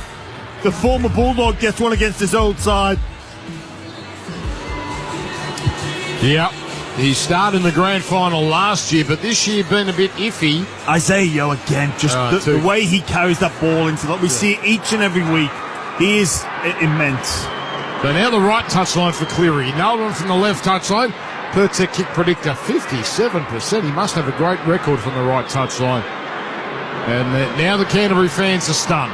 10-2. And here comes Cleary. Again, really taking his time. This is about 2 in from the touchline. Canterbury in trouble. Penrith flying. Horse. And aiming straight down the middle. And, of course, it goes through. Penrith 12. Canterbury 2. Triple M. Rocking finals footy for Maccas. From the excitement of the Westpac Red Zone to supporting female pathways, making a real difference in the women's game and helping to shape our NRLW's stars of the future. It takes a little Westpac. What a moment for Paul Alamotti. You almost feel, I mean, I just look back at the Penrith extended bench and you see someone like Tom Jenkins who just had an incredible year and then misses out on these big games. I mean, I'm sure he's just happy to be part of it. He thought he was playing for St Mary's in the Ron Massey Cup, but he's someone that helped them get to this point as well. Yeah, Alamotti only got back in, if I'm not mistaken, the last round. That nothing game against St George Illawarra. It wasn't a nothing game for Alamotti. He starred and he's got this position back. Now it comes here to Lindsay Smith. So Penrith in their group. This is as good as they've looked perhaps all season. Now Kenny at dummy half, getting it on the Leota. Bumps Marnie out of the way. Then pops a pass back to Kenny. Kenny to Edwards. Edwards doing a 360, but he can't quite get through the defence. But Penrith 16 short of halfway. Played to Kenny. Throws it on the animal, Liam Martin. He's well dealt with here by Salmon and also King down low. Played centre field. Kenny takes a few steps out of dummy half. Gives it on to Yo. Yo thought he ran into offside players there, and he's not happy with Ashley Klein for signalling the last and not 6 more. High kick from Cleary on that last tackle, directed on Rinakama, the left winger of Canterbury. Takes it well. He's been impressive, the youngster, in his early NRL days, and he makes a few metres before he's made the play. Canterbury down 12 points to 2. Well, Gordy mentioned that the line speed of the Penrith Panthers, which has been a real feature of their run, their aggressive nature in defence. But let's have a look at this for Choice Hotels. They're on 8 from 8 to start this contest. That's how serious they are about their approach with the ball as well. Harry Hayes, one of Canterbury's favourites this year, who's been a terrific player. He'll play it now centre field, but Canterbury just aren't making metres right now. Although Max King comes in with a timely run. Goes about 12 metres down the middle. Playing it back to Marty. On to Galvin. Galvin kicks. And it just sits up here. No problem for To'o. On the left wing. 15 in from touch and 15 from the try line where he brings it back. Penrith 12, Canterbury 2 on the Beacon Trade scoreboard. McLean doesn't look right. He's rounded up here in a good Cumberland throw style tackle by Preston. Now a great charge from Edwards. He looks like he's back to full fitness. He makes it to within 10 of halfway. Followed up by Alamotti. Great footwork by Alamotti. Got past Hayes like he wasn't there. Second wave of defence brings Alamotti down. Leota, what a game he's had so far. He makes it to the 40. He really has just taken on the leadership role for this Panthers forward outfit. Last tackle, 40 out. Cleary, high kick. It's going to drop down 5 away. Tungle coming through, but he won't make an impression on Tracy. But this is bread and butter for Penrith. Tracy only 15 out from his own line. And Canterbury, I can see a lot of hands on hips already. This game is being played at lightning speed. And Penrith are dominating right now, 12 points to 2. Yeah, it's Max King again, Dan, the Bulldogs player that you're seeing. It's the second time it's tackle 3 and he's just got behind the play the ball now. Just the work that he's doing in defence. Obviously, he's just gassing him a little bit. But they're going to need something special. Oh, what a it. Galvin on the inside. Galvin will go all the way. The kid has done it. The kid's got 6 in his back, and he comes up with a spectacular play. Lockie Galvin gives the Bulldogs some life. A peach of a pass, and then backing up what the greatest number 6 Canterbury has ever had. That was Terry Land Lyken at 12 points to 6. That was a great play from the Dogs. They've tried to go around them on the opening exchanges, and they couldn't do it just then. Lockie Galvin looks at the back. It was a great movement at the back. I think it was Connor Tracy, and then Preston runs a great line, and Galvin gets on his bike to get through and come. It's just the movement at the back that just spooks McLean, and he jumps out a little bit. He goes out, and Lockie Galvin, what a pass. Preston, that is beautiful, well weighted. Galvin just had enough speed. Nathan Cleary and Dylan Edwards tried to get him. The Dogs, baby, they needed that. Geez, didn't they just, Gordon? His best moment in a Bulldogs jersey, bar none. By far the pressure on this kid to deliver. And with the Panthers just dominating possession, coming up with line speed, he puts on a beautifully disguised pass. Short ball, but that is not enough. What is your next job? It is to get in support. He outpaces Isaiah. He has a lot of work to do here, Lockie Galvin, because Penrith scramble like no other team in the competition. And despite the attention of Edwards and Cleary, he goes over for the Bulldogs first. Well, maybe he's a number 6 after all. Wouldn't it be something if they found out just in the nick of time where his proper position is? 9 in from touch, Burton. 65% per tech kick predictor.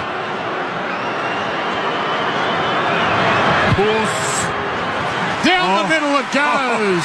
They rise as one. Canterbury is still in the fight. 12 points to 8. Triple M rocking sudden death footy for Remote Water. Mitsubishi Heavy Industries Air Conditioners Australia engineer and design their ducted systems for Australian conditions that you can trust. The experts in air. The most talked about player in the competition all year. He's popped at left, right and centre. But on the biggest stage of all, Lockie Galvin has shown that the pressure is not getting to him. If anything, he's thriving on it. Perhaps he is a number 6. It's actually wild to think that 2 years ago he was playing in the Schoolboy Cup final for Westfield Sports. Yeah, he's not making you confidence. He believes he belongs on this stage. Talking about Cronulla last night, they were doing well just to be down 6-0 in their game with Canberra, and so it proved. Canterbury are only down by 4. They have not had a single tackle in Penrith's half on the stats for Choice Hotels. And they're doing it tough again in this set from the kickoff with Preston now hitting it up. And the crowd's back into the contest. They're 22 short of halfway. That's tackle 3. Comes in at Harry Hayes. Great charge by Hayes. Falls on his front. Wants the quick play the ball. Marnie goes right side. Galvin this time runs. Bumps off to Lungy. And then is wrapped up on halfway. Oh, Galvin is awoken on the last. It comes to Burton at second receiver, kicks towards the right touchline. I'm not sure Alamotti knew that was over the 40-metre line, so he hauls it in when maybe he didn't have to, but it works out okay.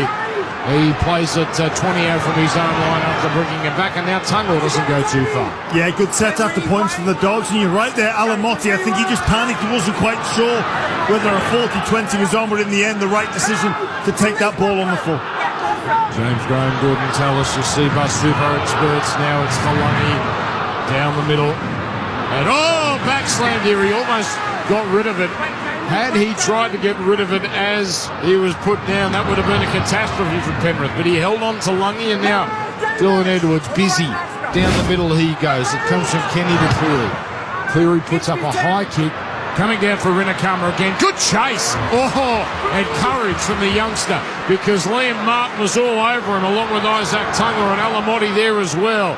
12-8 Penrith midway through the first half. There's Burton here is wrapped up. Penrith using a bit of their old-fashioned guile to slow the play the ball down, and the Canterbury fans not happy. Now it's Tracy going more sideways than forwards. He's wrapped up as Galvin goes to dummy half, throws to Kiraz, and a good relieving run as he backs into the defenders but can't get rid of it. He'll play it just in from the right touchline. Sent towards the middle on play number 5, Max King. He hits it up. And again, Canterbury will be kicking from deep in their own territory. Galvin, he kicks high. It's a shallow sort of kick. It's pretty ordinary, actually. It's taken by Edwards, who beats Sherry, but he doesn't beat Preston, makes the tackle down low. But Canterbury here will have to defend well because Penrith are already closing in on halfway. Tottel's run, followed up now by Casey McLean. Good charge. Canterbury all over him, though. Marnie and also King. Ball played back now to Edwards. Edwards everywhere today. Doesn't look injured anymore. And, well, he doesn't go too far out of dummy half. Leota has come off. A superb first stick from him. Oh, Lindsay Smith rushed up upon by Marnie, but he got rid of it as he was being driven back. Found Yo to Cleary. Cleary gets it on. Papali'i. He keeps it going as he's tackled. Finds Cleary. On now, out to the right side. Tunnel links up with Alamotti. Inside pass to Cleary. That is sensational from the Panthers. That is magnificent. Cleary bows to the Canterbury crowd. Have some of that, Cleary says. That is awesome. Isaiah Papali'i is in the form of his life. And he came up with a great pass, but there's so much to like about that try. Penrith 16, Dogs 8. Yeah, the Dogs, they started to wrestle back a bit of momentum.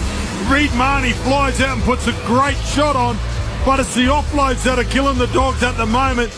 Yo, it goes through the hands of Nathan Cleary. Passes the ball out, and Alamotti. What a start to this game, and Cleary's back on the inside. But it was a big shot from Marnie to just offload, and they just went through the hands again. The skill level that Penrith is showing, and Alamotti, a missed tackle there from the winger from the Dog, and an inside pass, and Nathan Cleary. Nothing wrong with his groin. He looks all right, doesn't he, Gordon? It was a great team try for the Panthers. Some nice late offloads there that Dan spoke about, but for me, the moment, it was a shallow kick that gave the Panthers some field position, and then Alamotti again, with so much work to do, backs his speed, backs his power, backs that fend, breaks the tackle, and then he assesses the situation absolutely perfectly. You know, you could be tempted to run and go and get a double unselfish play from the Panthers' right-hand side winger. You know, I discovered this week, Gordy, Nathan Cleary hasn't lost a day game in 6 years. 25 in a row. Certainly played. Isn't that just one of the most stupid stats you've ever heard? He kicks the goal, but like 18-8, it was a poor kick. It was a small kick which gave Penrith the ascendancy, but Burton's just got to get in there for those yardage kicks. I know you're out in the centre, but just come in a couple of slots and just hit it. Like he's hit a couple of them beautifully. His goal kick from the sideline was unbelievable. He had one kick. It was a good one. Yeah. Emma Lawrence sideline. Bob Jane teammates. Oh, you run out of adjectives to describe Nathan Cleary, don't you? But I like the little. I don't know. It was like a prayer and bow type thing to the Canterbury crowd. He doesn't usually have any try celebrations or get involved in that, so it's fired up for this one. The best player in the game. You do yoga, don't you? That had a bit of yoga about it. Please, my hip is awful. 2 hip reconstructions, yet I'm still doing Jimmy's race. Is it the Namaste thing? I think so. Anyway, here's Namaste or downward dog. Yeah, downward dog against the Dogs. Yeah, it's Sorensen playing it on it. Isaiah Papali'i, great footwork, just held onto by Preston. 19 short of halfway. Penrith 18-8. Sent from left to right. Edwards to Cleary. Cleary to Martin. Martin goes through Burton. Almost away. Desperately held onto by Rinakama, who made sure it was a slow play the ball. Tungle now runs out of dummy half. Onto a spinning Cleary. Cleary, though, is fell 45 away. He won't be kicking, so Talangi does.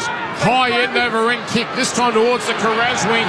McLean coming through. Carraz has to jump up. He catches it, but he's barreled as soon as his feet hit the floor. That was a great kick from young Blaze Talangi there. Obviously, Cleary tackled on play 4 into 5, but make no mistake, the Dogs are coming for Blaze Talangi. He's at 9 tackles already on the Choice Hotel stats as the Dogs get a penalty. They absolutely needed this, Jimmy Graham, for a high tackle. They were in quicksand, and we might see for the first time today Canterbury cross halfway in a tackle situation. Oh, Liam Martin there. Doesn't look particularly vicious, but the point of his shoulder into the head of Jethro Rinakama. No, not much in that one at all. Don't think so. 10 short of halfway where this ball is put into touch. Canterbury running to the southern end. If they can score the next one, they've taken a lot of Penrith's best shots and they'd be only down by one score. But easier said than done as it comes across now to Harry Hayes. Tries to put footwork on, but contained by Kenny and Yo. Back it comes to Salmon. Salmon early past Galvin. Holds it up and now gives it to Tracy. Tracy draws in defenders onto Kiros. Kiros put down and taken over the sideline. Penrith just slid across. Let Canterbury play that out. And Brian Tuttle said, thank you very much. And that is the end of that. How underwhelming for the Dogs. And they still, in fact, now they've had one tackle in the opposition half. That's it. That is excellent defence from Brian Tuttle. Unbelievable, wasn't it? Covered two people then. So Penrith now. He covered Tracy and Correct. Isaac Tungle hitting it up. He's been brought down 46 metres away. Comes down to Lindsay Smith. We've credited Lyoto. Smith has been very good as well. His 7th run. Playing now to Kenny, throws to the right to Yo to Cleary. Kickout rushed up, didn't quite make the tackle, but down there around the hips was Hayes. 35 away though. Penrith looking comfortable in this set as Yo runs into the line, then flips it back out to Talangi. And Talangi is met just left of centre, 32 metres out. Cleary puts up a high kick.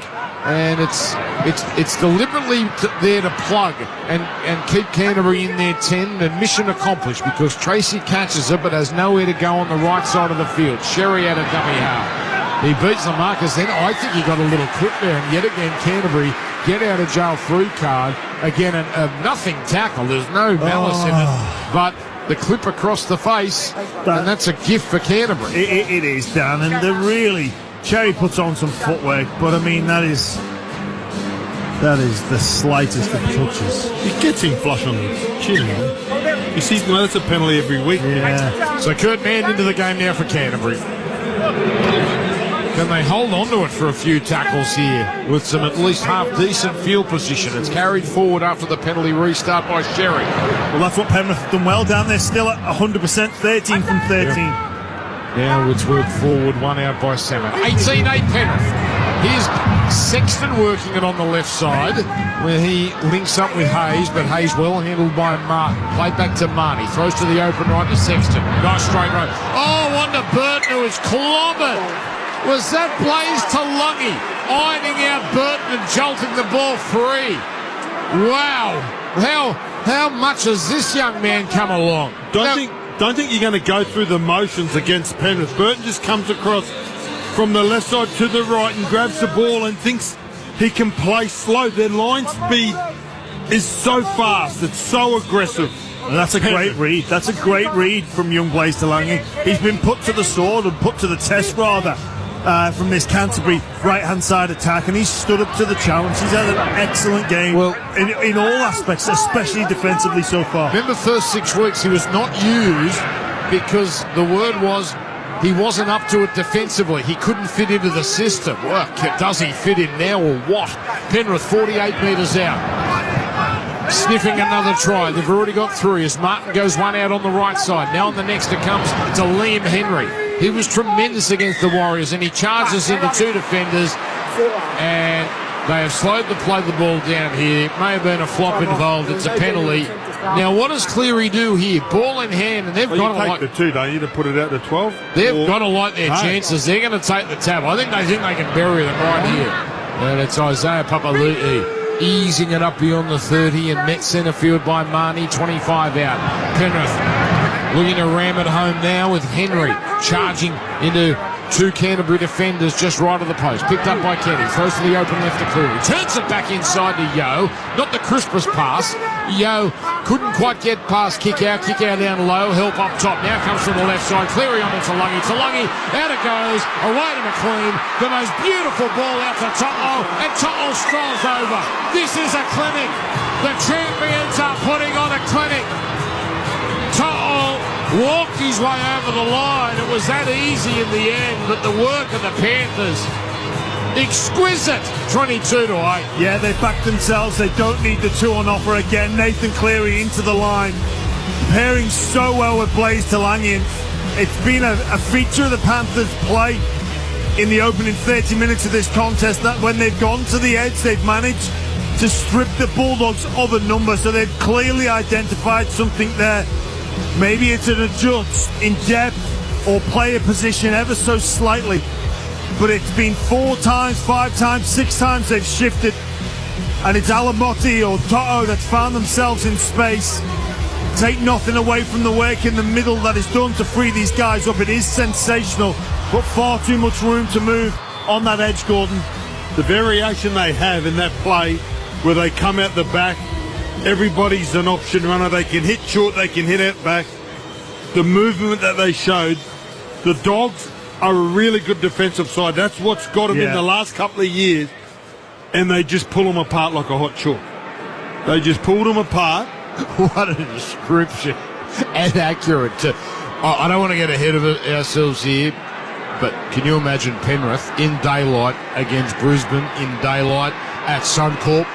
That's going to be the most hype game we've ever had. 5 in from touch. Penrith are cooking.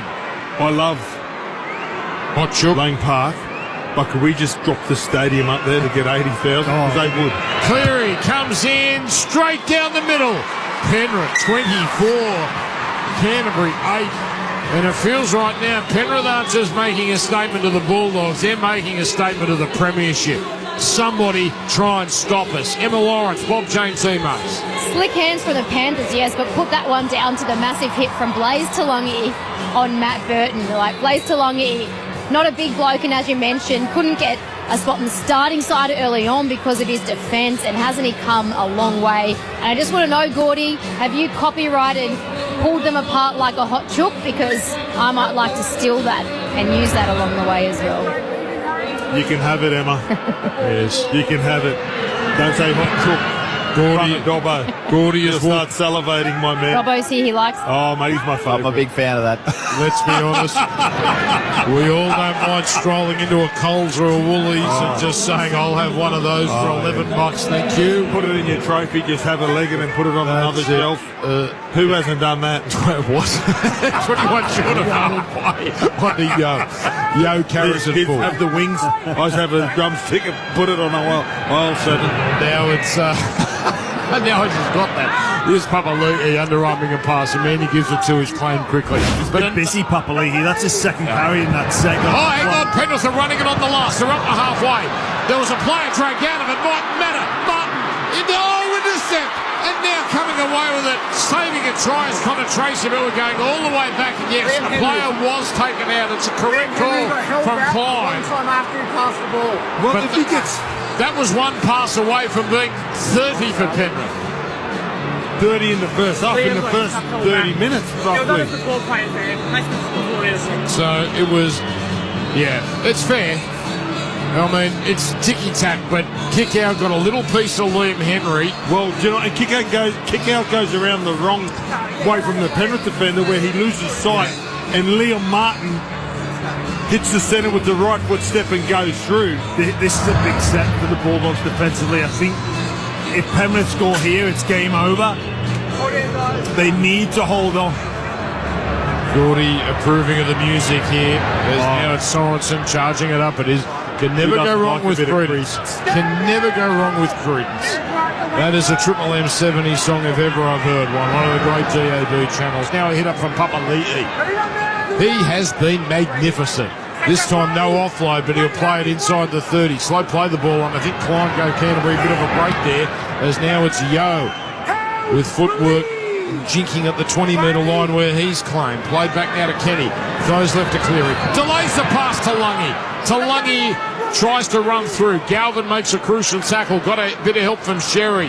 Now it's Cleary running straight, going for the line and held down a metre out. Last tackle. Left upright. Canterbury holding on Grimley. Kenny rolls in a kick. It's a try. It's Liam Henry grabbing it, planting it, then doing a forward roll. It's an exhibition. It is extraordinary to watch. There are 60,000 here, Gordy. The 45,000 Bulldogs fans can only sit back and go, this is actually pretty bloody special. Well, their side's not playing bad. They just come up against a hot Penrith side that every play they put on at the moment is unbelievable. Nathan Cleary runs the ball. He gets tackled. You think, okay, who's going to... Not only that, he gets strided. He loses his strides, and he gets up and plays the ball, and they still get points. Mitch Kenny goes through, threads the needle, puts a great kick in. He looks up, and Henry comes through and slams it down. Liam Henry runs through, unopposed, and gets the ball down. Yeah, this is Penrith. They've sent a message to the rest of the competition when they decided to rest their players here at this very venue against this very side in the latter rounds of the competition. And they send that message again. For me now, it is a foregone conclusion. They will be in the Final Four. And they will surely be the competition favourite. They're the best team right now. They're the best team. To be the best, you've got to beat the best, and Penrith have been the best for 4 years. And it's going to take something pretty special to knock them off. Here's Cleary, makes it 30-8. You think Brisbane will have something to say about that? I can't wait, Gordy. I honestly cannot wait. Well, I think the Panthers fans are on Skyscanner as we speak, looking up for airline deals to go up next Sunday morning. Great road trip. Let me tell you, I've driven it a few times. 10 hours you'll get to Brisbane. Emma Lawrence. That's you put the pedal to the metal anyway. Emma Lawrence. And that thing to the floor. Smokey and the Bandit. You finished gibbering, you lot. Anyway, I tell you what, I'm going to give you a rap, Dan. I think you said this on 360 during the week. I'm sure it was you, that it was a masterstroke giving up on the top four because they were well rested. They backed themselves. You know what? They said, we don't care who we play, where we have to go. We're coming for you and for the 5th premiership in a row. Thanks for watching, Emma. Yeah, I did say that. No, wasn't it, Dan? I don't know what the hell I say on that show. Now it comes into Yo. You did say it, Dan. Well, you can almost feel the ghosts of 23 being packed on the plane to Queensland next week. Here's a run now from Edwards. One of the quiet things for Penrith to be so happy with, Dylan Edwards looks great. He's been hampered by a groin injury most of the year. Cleary was caught flat-footed there, turned it back in, and eventually found Papali'i. He's been outstanding off the bench for the Panthers today. He's been that way, Jimmy, for a month. His form is unbelievable. Now, a wobbler from Cleary. Tracy should swallow it up, does. 20 out from his own line. It's an unfair score to Canterbury because they haven't been that bad. But Penrith are just different gravy. Now a hit up here from Rinakama, who carries it forward. Well, they've been almost perfect. Barring the charge down and the little maybe perhaps misread, they've been perfect. That's right. Football. Kurt Mann with a run. And he's going to be claimed here 42 metres out. They've only made 3 errors, the Dogs. Galvin double pump on the Tracy to Sherry, no room, and he was lucky not to be dragged over into touch. Which is not that bad, but they've missed 34 tackles, and I'd say it's because of the ball movement from Penrith. Oh, Harry Hayes ends up with the ball in the last. He just puts up a nothing kick. Not his fault, taken by Talangi. Don't give him open space. He almost got free. He'll be playing a 20-on out from his own line. They just went ready for the run play there. The Bulldogs left edge. They were thinking the kick was going to go and be a field position place kick. Galvin looks to pass. He felt the pressure. Yeah, Hayes didn't want that football. So here's McLean, who's met and put down 10 short of halfway. Swung to the open side. Alamotti, he's been a colossus. And he bullocks his way again upfield and makes 12 metres. Played to Kenny, throws to Edwards. Edwards loitering in the middle here, trying to find a way through. Oh, he's cheeky run. He's right there. That was a cheeky little run. Wow, not little cheek. That was a lot of cheek. Here's a kick from Cleary. I think it's broken. And he's got a crack at it. I'm sorry, Gordy. I'm sorry. Sorry, dude. It's strange seeing a full moon in daylight, isn't it? No, I'm sorry. I took Gordy's punchline. I feel bad now. There's they hit up now. You're going to be okay? I'm okay then. You got hot chook. That's the line of the day. Now it's out to Preston. I know, they keep on coming. Preston. I've been excited about this game. Yeah, something about Sunday afternoon footy. Now it's swung back to the left of Man. If he threw it, he would have thrown it straight to Penrith's Cleary there, so he holds onto it and he's stopped. And he'll play it centre field. Galvin, again, It's Galvin kicking, and it's a pedestrian kick. At least that one's got some distance on it, but no problem for Edwards. Brings it back towards the middle. 25 out from his own line where he's made the play. Gordy, let's forget going to that restaurant you booked. Let's just go to Coles, pick up a few hot chooks and just rip them apart. 20 short of halfway. We'll get some coleslaw, we'll get some potato salad. No, you will like it today, Dan, and I'll order too. Now it's played here to Kenny, throwing it on to Tungor. Tungor with a great driving run. They feel like they've got another one in them as Tungor is just held on to 41 away. Penrith rolling. Comes to Edwards. Edwards to the left of Yeo. On to Cleary. Delays the pass out to Salungi. No look past McLean. McLean out the back to Cleary. Came out of nowhere. Basketball's at the top. Oh, rolls in a kick. Papali'i scores. It just gets better and better. This might be Penrith's best half in this entire dynasty. It is so good. 34-8. They are obliterating the team that finished in the top four. Unbelievable performance from a side you just can't be shocked by what they do, but even this is extraordinary. Stats-wise, it's probably not, but for how cold and clinical they are in every option that they've taken and the chances they've turned into points, it is their best half. It's stunning. It's like the last 20 minutes against Brisbane, but they've done it for 40. That is first class, platinum, vintage Grange stuff. That is just completely unstoppable. The movement, the draw, the pass, the timing, the pass execution has been absolutely incredible. And then the kick on the end of it as well. Wow. What a half. What a half from the Penrith Panthers.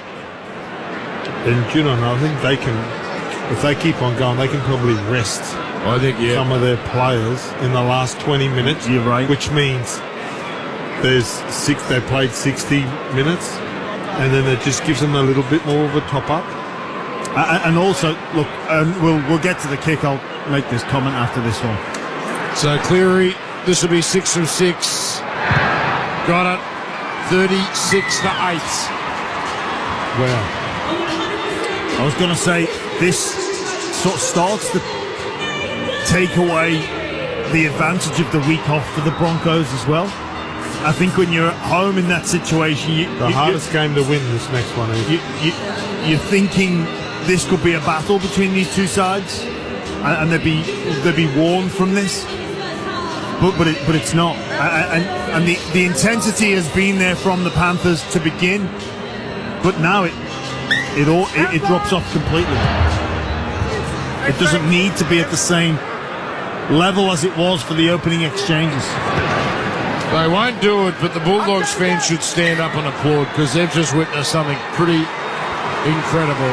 The Penrith fans are. The Penrith fans have been treated to something quite amazing. 36-8. And I don't think you have to do that, really. I mean, that is one special half of football.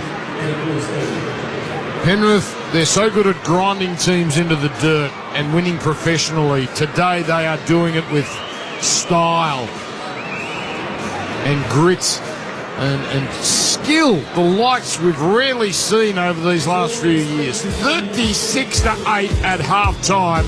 Devastation for the Bulldogs fans here at Homebush. More after this. Rocking sudden death footy. Shut up! The footy's on Triple M! Triple M rocks footy. Tradies, big jobs, small jobs, tough jobs. Beacon Trade's got the lighting, fans and electrical to get it done. Join up at beacontrade.com.au. Halftime for GIO. GIO, insuring New South Wales since 1927. That is classy.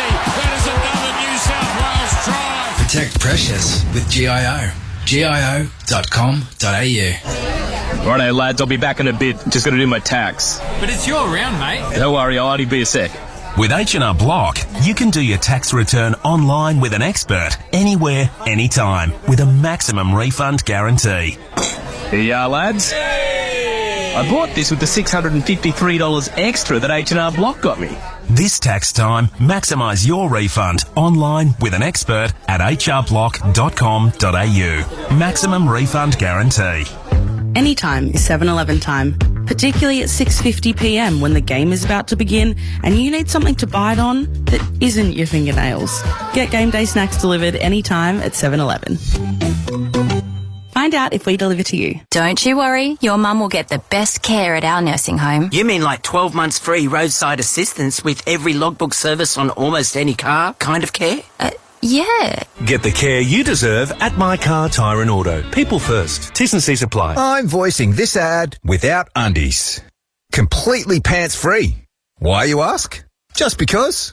And because Bailey Ladders has got together with Tradie Undies to give away Bailey Ladders undies. Just spend over $200 on Bailey Ladders and or Bailey Fall Protection gear. Get a free pair of custom undies. Get some or go pants-free. Details at baileyladders.com.au. Please wear undies responsibly. Pants to be worn over undies on work sites. Ow! The Aussie Outback is no place for amateurs or idiots. And I should know, I'm Russell Cook. Here's some more city slickers in a flashy new Triton, thinking they could just drive into the Never Never willy-nilly. That's a no-no. Oh, right, you've already been. And now you're heading back, yeah, makes sense. Mitsubishi's most capable ute ever. Nothing can frighten a Triton. I'll follow you then. No? Okay. If your business is sitting outside of finals contention, Prosper is the X factor that'll get you back in the winner's circle. Prosper offers same-day business funding with no upfront asset security on loans up to $150K. And you can make unlimited extra repayments to save on interest. Don't get tackled by cash flow stress. Prosper keeps your business in play as Australia's #1 online lender to small business. Apply today at prosper.com. That's PROSPA. T's and C's and standard credit criteria apply. Halftime for GIO. GIO, insuring New South Wales since 1927. That is classy. That is another New South Wales try. Protect precious with GIO. GIO.com.au. Shut up! The footy's on Triple M!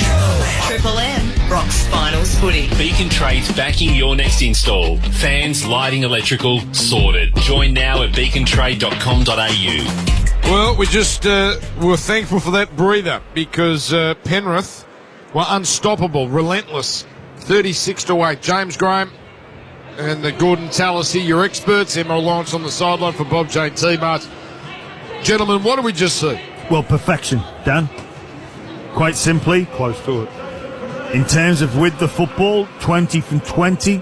The Penrith Panthers completing at 100%. Look, to give the context around some of the defensive efforts, they've been enormous, only missed 9 tackles compared to the Bulldogs' 42.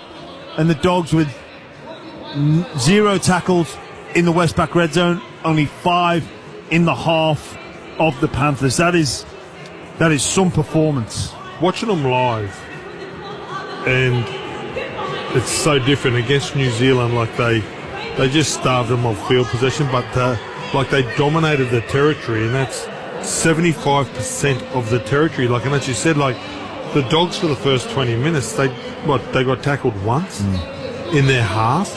It's their kicking game, it's their line speed, it's the pressure they put on you when you got the ball coming out of trouble, and it just ends up strangling you, and you just get impatient, and then the Dogs started making mistakes. You've got that element, Gordy, but you've also got the element of they're coming up against the best defensive team in the competition, statistically speaking, and when they've moved the ball to the edge, I'd love to be inside the 4 walls of Penrith and just the level of detail on the position, the starting points, how that flow-on effect, just because every time they've shifted the ball to the centre and winger, they've managed to find line breaks. Yep. And look, we marvel at the backline moves, and that last try there, that was sensational. There's not much stopping that. That was unstructured, quick hands. Even the first try, the bounce pass on last, and the beautiful hands from Lindsay Smith and then Sorensen as well. But it's the general play where Cleary's gone to the line or he's out the back of shape from Yo that has found space and time on the edge you just marvel at the level of detail, because that's not just normal shift. That's a slight adjustment for this Bulldogs defence, and it's worked every single time. What a flex. Oh, what a flex from Ivan Cleary over his old defensive coach. What happens in a... Do you see that? Oh, yeah. Right, so you've got a guy that taught them how to defend. So you should know how to attack against them. You should know how, if you're the defensive coach, you've run those plays, you should know how to defend it, and they've put 36 on you. What happens in a dressing room? This old bloke in the oldest Penrith jersey just pointed to his badge and held up 5. I haven't looked at the market, but who's going to stop them? Who's going to stop? Brisbane might next week. I can't. That's unbelievable, that game. And then Melbourne or Cronulla the week after. But here's my question, Jimmy, quickly. What happens in the losing team's dressing room at halftime? Does a single word get spoken? You have to say something. I remember hearing Cam Serrato speak about the dressing room at Canberra and how the belief was still there. The dressing room at Brisbane, when they had a capitulation in the first half, the belief for the Dogs will still be there. You've just got to go out there and give it everything you've got, because what else have you got to lose? Well, let's see what happens in this second half if Penrith put the queue in a rack or they keep going. Because right now they're not playing the Bulldogs, they are playing the competition and really making a statement. 36 points to 8. Yes, 36 to 8. It is the 4th highest margin Penrith have had in this entire dynasty run. But no game compares to what's at stake here. This might have been the greatest 40 they've put together in that entire run, with Triple M rocking the footy for Ream Hot Water and for McDonald's. Shut up! The footy's on Triple M! Triple M rocks footy. Tradies, big jobs, small jobs, tough jobs. Beacon Trade's got the lighting, fans and electrical to get it done. Join up at beacontrade.com.au. Geez, they're working hard out there. And to all you Cbus members kicking back, enjoying the game, just know that your super fund is working hard for you too. Yes, securing strong long-term returns for the retirement that you've earned. Cbus Super, making hard work pay off. Read the PDS and TMD to decide if Cbus is right for you. Past performance not a reliable indicator of future performance. Halftime for GIO. GIO, insuring New South Wales since 1927. That is classy. That is another New South Wales drive. Protect precious with GIO. GIO.com.au. PayPal Pay in 4 lets you pay later at millions of online stores with no interest and no late fees. Get what you want now with PayPal Pay in 4. Terms and eligibility rules apply. See website for details. PayPal Credit P2I Ltd. Australian Credit Licence 568848. Let go of the chaos. Breathe in. Breathe out. Experience year-round Zen with the whisper quiet operation and precision control of an MHI ducted system. Purchase an eligible system and receive up to $500 cashback bonus, plus the chance to win one of 3 wellness retreats in Bali, valued at $10,000 each. Put your trust in Mitsubishi Heavy Industries, the experts in air. T's and C's apply. At the end of a long day on the tools, there's nothing like swapping the high-vis for your team's colours. While you're waiting for kickoff, rest assured Cbus is still working hard for you, securing strong long-term returns for the retirement you've earned. Cbus Super, making hard work pay off. Read the PDS and TMD to decide if Cbus is right for you. Past performance is not a reliable indicator of future performance. Bunnings Trade is here to help trade customers with quick quotes and pricing on a wide range of supplies, plus stock inquiries, delivery updates and more. Call Trade Assist on 134872 or jump online and we'll help you get what you need fast. Bunnings Trade. Helping business is our trade. Go Harvey Norman September sellout. Get the latest Windows 11 computer and get 10% of your purchase price in Harvey Norman gift cards. That's right, spend $500 or more on a Windows 11 computer and get 10% in gift cards. All the big brands, Acer, Asus, HP, Lenovo and more. Hurry until Sunday only, in-store and online. Harvey Norman September sellout. Best brands, best range, best prices and 10% in bonus gift cards. Conditions and exclusions apply. PayPal Pay in 4 lets you get what you want now. From dreamy island adventures and the latest runway looks to tech upgrades and the perfect pair of runners. Split the cost into 4 interest-free installments at millions of online stores. And there's no late fees, just a more flexible way to pay. Get what you want now and pay later with PayPal Pay in 4. Terms and eligibility rules apply. See website for details. PayPal Credit PCY Ltd, Australian Credit Licence 568848. Halftime for GIO. GIO, insuring New South Wales since 1927. That is classy. That is another New South Wales drive. Protect precious with GIO. GIO.com.au. The boys on Triple M. Triple M rocks finals footy. First half highlights for Mitre 10 Trade. Get expert service trusted by the trade at your local Mitre 10 Trade Centre. Cleary doesn't kick, throws a loose pass, picked up by Smith. On it goes McLean, out to the left wing. Toll for the corner. Toll scores. Toll is over. Oh, that's good stuff from Penrith. Throws to the right to Cleary, onto Yo. Dangerous double pump onto Edwards. Edwards gets it on. Tungle shovels it out to the right wing. Alamonte. Oh, he muscles his way over. Paul Alamonte. Oh, what a pass. Galvin puts Preston away. Into the backfield. Galvin on the inside. Galvin will go all the way. The kid has done it. Papali'i. He keeps it going as he's tackled. Finds Cleary. On now. Out to the right side. Tungle links up with Alamonte. Inside pass to Cleary. That is sensational from the Panthers. That is magnificent. Cleary bows to the Canterbury crowd. Now comes to the left side. Cleary on to Tulungi. Tulungi, out it goes. Away to McLean. The most beautiful ball out to To'o. And To'o strolls over. This is a clinic. Canterbury holding on grimly. Kenny rolls in a kick. It's a try. It's Liam Henry grabbing it, planting it, then doing a forward roll. McLean out the back to Cleary came out of nowhere. Basketball's at the top. Oh, rolls in a kick. Papali'i scores. It just gets better and better. The Penrith fans have been treated to something quite amazing. 36-8. Grab Triple M NRL daily all week on Listener. And drive home with Triple M's Rush Hour. Thanks to Ream and Macca's. Triple M rocks football. So unless there's a miracle, next week in Melbourne, Cronulla, Friday night. Lots of finals history between those sides. And then Sunday afternoon, Broncos, Panthers, 2023 Grand Final rematch.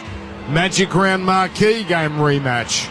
And Penrith will be full of confidence right now, but so will the Broncos. That will be a prelim final for all time. I'm pretty sure Penrith have won something like 7 from their last 7 at Suncorp against the Broncos as well. So. And you don't want to talk about next week, but no Paddy Carrigan. That's right. A lot of pressure on Payne Haas. Willison back. If they stop Payne Haas, they have no go for it. Yeah. Is Willison maybe back? Yeah, but he's been played like they got no go for it without Carrigan. It was just Carrigan and Payne Haas a great 1-2 punch. Mam straight back in. That's not a forward. And Billy Walters has been one of their best players. The last 5 weeks, Billy Walters has been outstanding. Ben Hunt has been able to unlock Reece Walsh and Katoni Staggs.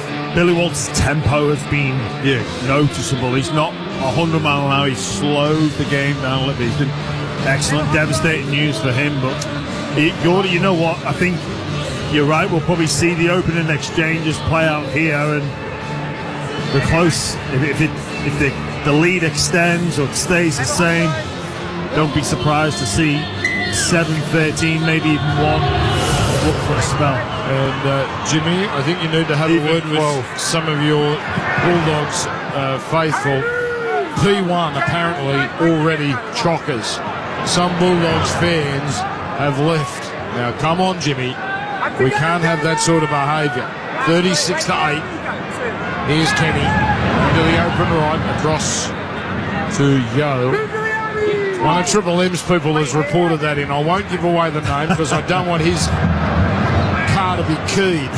Here's a carry now for Penrith, getting it to within 9 of halfway. So what is Reedy doing in Penrith? You're in the ballpark, but it's not Reedy. Now it's carried forward by Chavis. Not Dom. By Chavis, I just said his name. It was Edwards. Edwards in. I'm sorry, Mick. as a high kick goes up. I can't believe I did that. On down to Tracy and Tracy. And they look nothing alike. It was the ball net at Edwards. And anyway, 20 short of 20 from their own line. 21 from 21. There's Rinakama who's driven backwards here. Penrith look in no mood to take their foot off the throats of these Bulldogs. Kick out. Gets an offload, but it was too late. Call held. So it'll be about to be played to Hayward in the 9 jersey. Started off the bench. A spread, although the spread ends as Man takes the ball on the end of his fingertips and then just takes the tackle. Centre field, play to Hayward, throws right to Galvin, a double pump, fooling nobody. He passes it on, and the man who gives it to is closed down. Galvin with Canterbury's best player of the day so far, putting Preston away and then backing up to score the try. Sexton, we haven't seen him today. He kicks long from his 40, straight down the throat of Edwards. Edwards brings it back. Let's go to Emma Lawrence sideline, Bob Jane Seamarts. Dan, the messages from the Sheds. Ivan Cleary said, stay focused, don't think about next week. Let's go out there, have some fun and show them what we're made of. And for Cam Ciraldo, it was the errors and penalties are killing us. Let's fix up the discipline, get some momentum and back yourselves to fight your way back into this. Thank you, Em. So now with Papali'i. Papali'i, as good as any of them so far today. Charges it beyond the 40, 35 away. Now Blaze to Lungy. He has run straight all day and it's been a problem for the Bulldogs. He's ran it up this time, right on the 20. On the final play, Cleary puts up a kick. Henry chasing, so is Martin coming down centre field. Martin got up there, I think he took it. He did take it, but he was tackled immediately. 5 metres out, changeover, 36-8. Another win for Penrith at the back end of that set, although Martin doesn't get the try. He turns the ball over in excellent position from the Panthers' point of view to go back to that focus on the line speed, a thing that the Penrith Panthers value and do so well. Now it's Kiros with a carry for Canterbury. He's knocked over. 8 runs for 50 metres. He's been so well contained. Harry Hayes followed up, and now it's a run here from Bronson Sherry. Played back to Hayward. Throws out to Man. He runs, but they're passing so deep, Canterbury. Penrith have time to think. But well done here to Kurt Mann. He drew a penalty. Was there a strip there? Oh, there's a bit of back chat as well. So Penrith just losing their bottle. Let's hope for the sake of the news that the Bulldogs can claw it in. Make it a bit more of a contest because we know how important the news is, don't we, Corby? Yeah, well, he's not even on the court. By kick Howard, he powers it up to the 20-metre line. So Canterbury here, this will be their first venture into the Penrith 20. It took 44 minutes to crack the 20. They've finally done it. And it's hit up by Salmon. To the right it goes. Man first receiver. Galvin on. The man who gives it to Sherry puts it down. Caught in traffic. And that's the end of that. Canterbury, no time to waste. Trying to make it happen on each play. And Penrith with bouncing away, and he'll play it on tackle 0. Yeah, poor pass from Galvin, like the Penrith Panthers were racing up and getting in Sherry's face. He throws the ball anyway. He'd probably like to have that play again, but there was a golden opportunity to maybe strike back and get themselves into the second half. Again, the detail of this Panthers defensive system. It was Sorensen there that identified that inside pressure from that edge defender. Excellent job from him. So it comes to Cleary, runs straight, gives it to Delaney, onto Sorensen, well contained by Sherry. Sherry read that well. He had to make a choice and he made the right one. Cleary, no look pass to the short side of Delaney. On it goes to McLean. McLean passes as he's tackled to the left wing where To'o takes it and brings it back infield. Stop 26 out. High kick from Cleary. Coming down 10 away. No one wants it for Canterbury. Martin had a crack at it, almost too easy, lost it forward.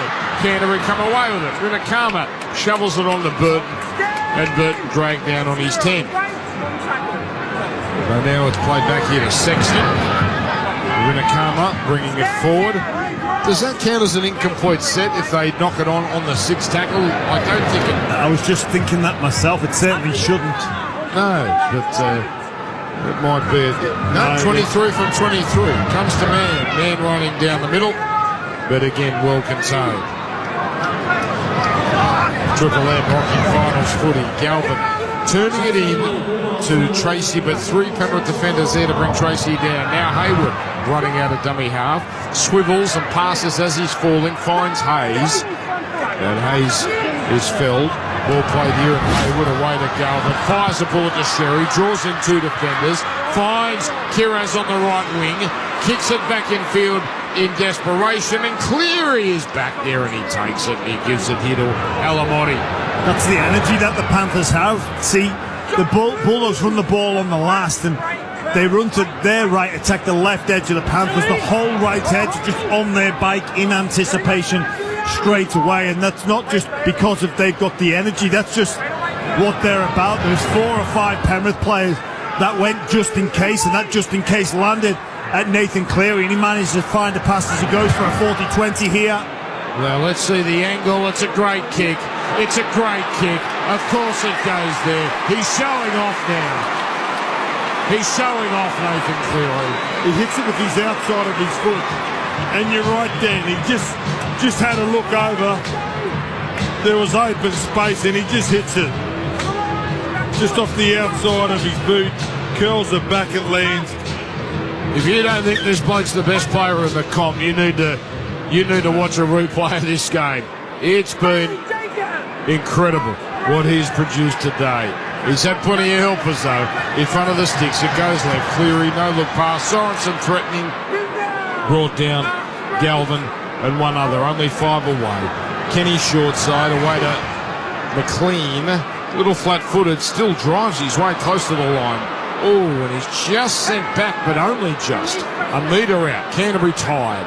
Play back to Kenny. Again, they're working the short side to Lungy. A terrific tackle from Galvin. Raced up and made a crucial ball and all tackle. To'o dummy half on tackle 5. Cuts back in, takes the tackle. It'll come down to the last. Papali'i, the decoy, comes to Cleary, throws it out for Martin. Out the back, bouncing. Taken by Edwards. Chip kick to the right corner. Bounce beats them all into touch. And that's as loose as Penrith have been all day. No damage. It's probably the worst. Get it back 10 out their own line. It's probably the worst set. And if the ball bounces backwards, there was a chance for them to make a contest and maybe get some more points there. But better defence, the Dogs. Triple M rocking the finals. Ream Hot Water and Macca's. Penrith's first half was a Macca's I'm loving it moment if we've ever seen one. That was... It's certainly for a Penrith fan. Canterbury spread it from right to left. Man works it upfield where he's met and put away. Comes back to the right here with Galvin onto Tracy. Tracy trying to poke through. Well, they won't stop trying, the Dogs. Tracy stopped 9 short of halfway. Comes to Galvin. Galvin on to Man. And Man, he had a player race in front of him, Curran, so he had to stop and he threw the ball the other way. Where it comes out to Preston, and Preston has stopped 49 away. Galvin putting up a high kick, and that's towards the sideline. And To'o intelligently straddles over that sideline, gets a hand on the ball while he's out, which is out on the full. That's a shame for Galvin, because Gordy, he's actually had some good moments in this game, Lockie Galvin. Yeah, he has. He's had a mixed afternoon, a couple of poor passes, but that kick there just went out, and Brian To'o, who was really quick between the ears to put one foot out over the sideline. But yeah, Galvin, it's probably his first really big moment on a really big stage, big crowd against the 4-time premiers. So it's now worked up. It's Liam Henry with another strong carry. Him and Papali'i off the bench. Comes across from Cleary, turning it back in for Edwards. And Edwards is well felled here. Comes from Cleary on the next. Throws a pass out to McLean. McLean is turning it back in, or holding onto the ball, but cutting back inside. Brought down 17 away. Cleary runs at the line. Stabs a kick that ricochets off Hayward for Canterbury to a teammate. And that's Curran who comes up with it. So again, an underwhelming end of that set for Penrith, but it's still 36-8 as Canterbury sprint. It comes to the left touchline where Burton sees a little bit of open space, but not for long, and he's brought down. Yeah, well, the Panthers have been going away from what has been working for them. It's that shift to the long side, to the open side, where they've managed to strip the Dogs for numbers almost every time. They're just not doing it in this second half. Comes across now where Tracy can't quite link up with Bronson Sherry. Played to Preston near the right touchline. Goes to that short side for Galvin. Galvin gets it on the man. He gives it to Swallow. Remember, no Stephen Crichton today. It mightn't have mattered, but boy, they've missed him. High kick. Just an easy catch for Edwards off the Galvin kick. Well, it's just the experience then when they were behind and it was 18-8, and you got someone like Stephen Crichton that can probably deliver a message with some conviction. Penrith still a perfect completion rate. Emma Lawrence, Bob Jane teammates. Moses Leota back into the action, and Luke Garner getting his first taste of sudden death semi-final footy this afternoon. Okay. So thank you, Emma. 5 short of halfway. Comes from Kenny to Edwards. Edwards to the right to a flat-footed Cleary. On to Leota. Leota will chop down here by Burton and Runakama. Last, 48 away. Cleary kicks a high one, end over end. Good pressure from Canterbury. Cleary leads the race, but it's easily taken by Tracy, and Tracy is knocked over. So the margin is 28 with 28 to play. You reckon they're just one try away here, Jimmy Graham, from perhaps then really considering putting blokes like Cleary and Yo on the bench? I reckon they're there now. 12 minutes. About 12 minutes away from that happening down. Okay. Canterbury just cannot make any meters here. They're stuck on their 20 as man across to Sexton. A cutout. It's a wild pass. I think it's gone forward. It's taken on the bounce by Runakama. He falls on it, and the pass is given the all clear. They're struggling for any sort of energy here, the Bulldogs. It's a deflating feeling when you know your season is over. You're trying everything. You're up against the best. Now spread from left to right, and here's Sherry flicking it out to the side, Gidley style, on to Kiraz. Kiraz surrounded by black jumpers, but gets it out to Sherry on the touchline. Hurls it into Sexton. Sexton to Curran. They're doing this inside their own territory. And the tackle made on Curran just short of halfway. Last tackle here. Played to Hayward.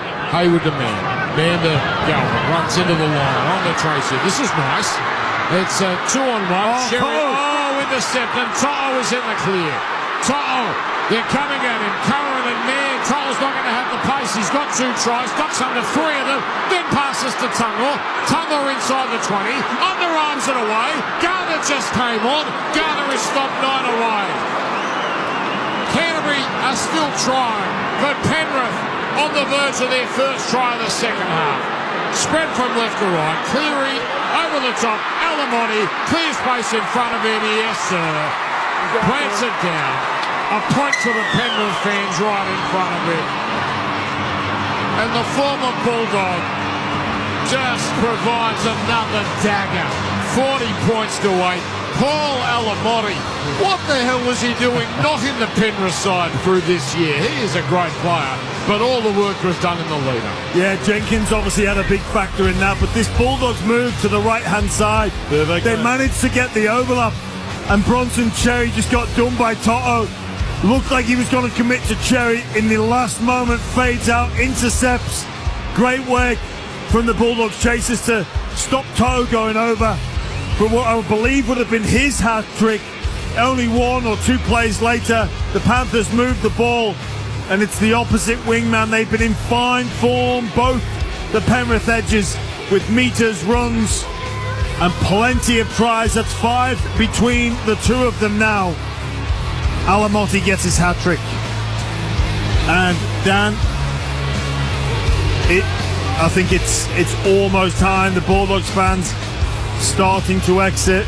Yeah. But you made a great point, and look, this is, I know we're jumping ahead to next week, but I think this is the last thing Brisbane wanted, was a blowout. It'd be quite the statement to take them off now. Like, it'd actually be a wonderful little sign of arrogance. Two players haven't got on. Garner's just got onto the field. Yeah. Snyder's there. I mean, he's doing some dummy half passes. I don't think he's coming on for Mitch Kenny, pal. So here's Cleary. He might. One in from touch. What's he practicing his dummy half passes for? 55% kick predictor. Call this one, Gordy. We're done now with the game, so we might as well have some fun. Nathan Cleary goes back. Didn't like the way he set it up. He's got the beautiful bright orange and white boots on. Look at him. He just looks so poised. One last look at the post. Back to the football. 40 points. He walks in. He hits it. Boss. No. Thank to you, the Gus. left. First kick. First thing he's done wrong all day. He didn't do much wrong though. No. It just shaved. If you're going to miss your first kick, you might as well do it when it's 40-8. Triple M rocking finals footy for Ream Hot Water and for Macca's. Expert stuff for Seabus Super. Harvey Norman with the replays. We've had a lot of Harvey Norman replays. And a lot of Harvey Norman replays of Penrith Brilliance. Harvey Norman, 10% in bonus gift cards with Windows 11 computers that are going for $500 or more. I don't know what any of that means, but it ends today and it sounds pretty good. Jimmy Graham. Has a team ever completed at 100% for a whole game? Penrith are 55. Was there an origin where a side was really close? Really? I reckon we've got really close. Oh, it's over! The commentators can't. You bottomless git! You bottomless git!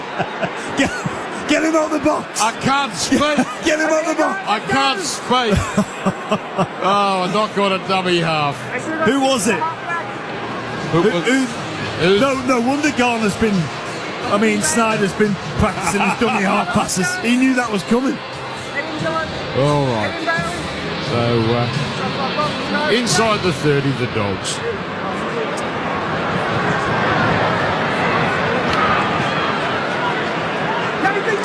Okay, apparently it happened. The Warriors did it in 2021. A perfect 100%. Yeah, I think it was about round 6 or something like that, was it? Yeah, no, that's right, Gordy. Good memory. 30 metres out. Yeah, it's it just escapes me who they played that day. Charlie will tell you, don't worry. Now here's Toll trying to go for the intercept again. This time the ball whistled by him, but Penrith had plenty of scramblers there as Canterbury spread it from that right wing back to the middle. Hayes now straightens and he's brought down 19 away. 40-8 Penrith. Hayward goes to the right to Galvin. Gets it on to Preston. That's good stuff. Preston's over. Well, they found something. It's cold comfort, but the Galvin-Preston combination works. That they know. They've got that solved. 40-12. Yeah, well, they haven't been able to go around Penrith all day. They've been through them a couple of times, and they just go a short side, and they just lay a line. Preston runs a great line there. That is beautiful. He goes through. Who's that? Luke Garner stays down. Does he hurt himself? Maybe not. A little bit of embarrassment. Oh, he's clutching at the left He's clutching at his knee. He's clutching at the left knee. That's a real shame. But that's a great line by Preston. He had some success early in the game. I'm surprised they haven't gone back to it. Well, this is awkward here because Burton wants to kick the goal. And he will. And go Gordy. Boss. Straight over the black dot. Well, it kissed the upright and went through. But he kicked it. He could see he had Luke Garner in his sights, in his eyesight there, 40-14. Emma Lawrence sideline, Bob Jane teammates. Yeah, Luke Garner did seem to be in a lot of pain. They were doing all of those knee tests that they usually do to test for the ACL. He's still limping, but it looks at this stage like he is staying on the field, Brad Schneider now going on and Mitch Kenny coming off. Thank you, Em. All this second half, I've been on my phone trying to get a stat here because I knew this was a record-breaking lead at half-time. Biggest half-time lead in a final, Penrith 28 points since 2007, week 1. Melbourne led Brisbane 28-0 at the old Olympic Park. 28-0 Parramatta led Manly 2005. And I reckon you might have played this game. 1997 Super League, Brisbane led Cronulla 30-2 in Townsville at half-time. That was Princess Diana's funeral that night. You had to play a game. And 28. So my numbers go back to the mid-80s. That's the biggest today, equal the biggest half-time lead we've seen in a final. Why have they taken Mitch Kenny off? Well, he's number 22, Jimmy. He's carrying a few niggles. Oh, Kickout's just made a beeline for Nathan Cleary. I know. Yeah, you get it. I know I'd want to protect.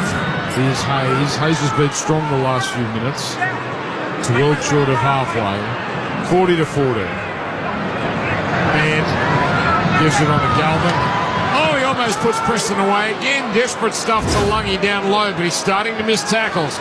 Short side play on the last. Galvin is running the show. He pokes in a kick that just sits up nicely for Edwards. Galvin was hoping for a bit more. Good chase. And Edwards plays at 13 from his own line. And we've got a stink on. Everyone in the crowd is looking to our right. And I don't know, everyone sits back down again. What are you seeing there, Gordy? It's down in front of us. I think someone's getting kicked out. Ah, yes. And it looks like a Bulldogs fan. And has he got some friends there? Certainly, whatever's happened, it's calmed down. Anyway, off they go. Comes to Cleary. Inside the 40. But dropping back is the man in the back there for Canterbury in Kiraz. Hurls it infield to Tracy. Gets it on to Rinakama. And Rinakama is felled. Where it's picked up by Burton. And Burton running it out of dummy half. Tupanua just one run with his first stint. Starts his second stint with a good charge. Makes it to halfway. Comes to kick out. Kick out, tries an offload, doesn't quite get it right, but he dropped it into a Panther. Yeah, he went to offload, he didn't quite have a handle on it, he lost it. Ashley Klein thinking into a Panther, and then he batted it back, but the damage had been done. Replay will tell us if Ashley Klein has got this right. Beautiful afternoon here in Sydney. Not a beautiful afternoon for Bulldogs fans, but the sun has left the arena and the stand is just the top of the stand there is now bathed in sunshine, but that's it. Offloads the ball backwards. Hits his own head. That's a Falcon. But now, oh, jeez, this is close. See the check if it hits Nathan Cleary's hand as the ball's still travelling forward. But if he dropped it into his head, isn't that a knock-on? Replay for Harvey Norman. And Kickout might have got away with this. This is close. Because Cleary doesn't touch it until after Kickout punches it or pushes it back. It's a knockback. Yeah, it has to be. And then it comes off Cleary's hand. And Cleary, it's a Cleary knock-on. After that, Kickout then hits the ball backwards, negating his own knock-on. Playing on at this point. So no one's knocked off. Well, he can't negate his own knock on. He just didn't knock it on. No. The whistle's now blown for mutual infringement. We'll go back to the previous play. The ball captain's challenge is successful. So let's all pretend that play never happened. Yeah, that's how that rule works. That play doesn't exist on a stat sheet. Good luck to James Graham. He's going to do the 3-2-1. I don't know how the hell you're going to get this down to 3 players for CPAP. Thanks for giving me the heads up. Well, I thought you better get on the job. You better get on the job now, because I don't know how the hell you're going to fit Cleary, To'o, Alamotti, Yo, Leota, Lindsay Smith, Isaiah Papali'i. Good luck. Canterbury up to halfway. Now it's with a carry. Good charge from Carr. 26 the margin, 20 to play.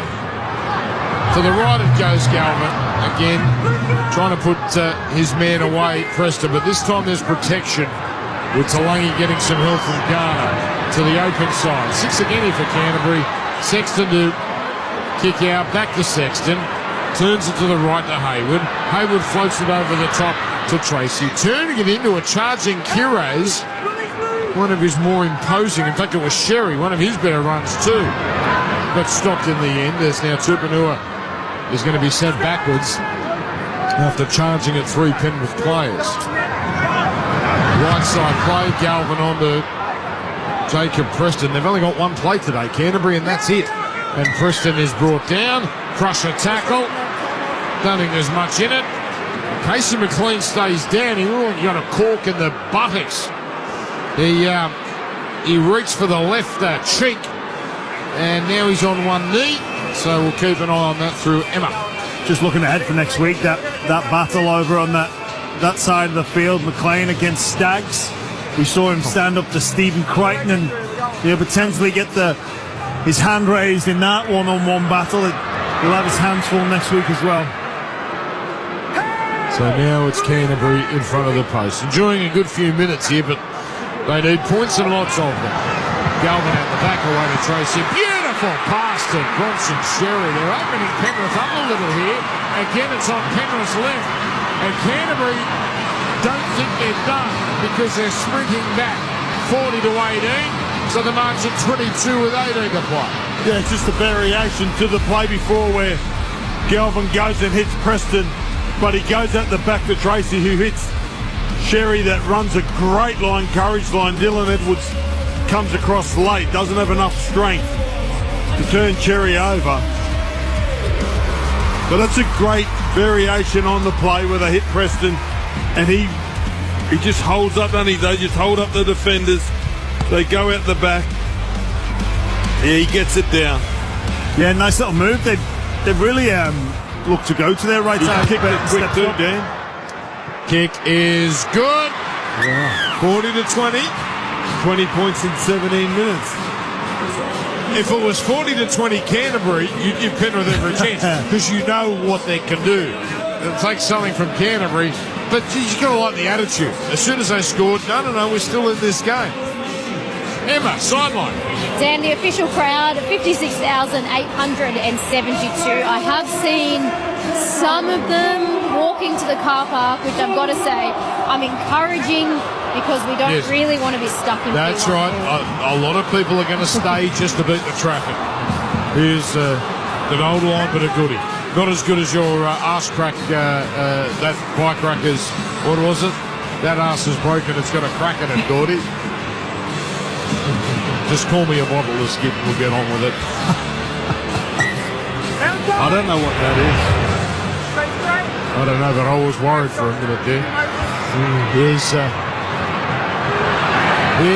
hit up now from very passionate Tilly Tupanua. Are you going to bring that energy to the BBC, calling England versus Australia, Jimmy Graham?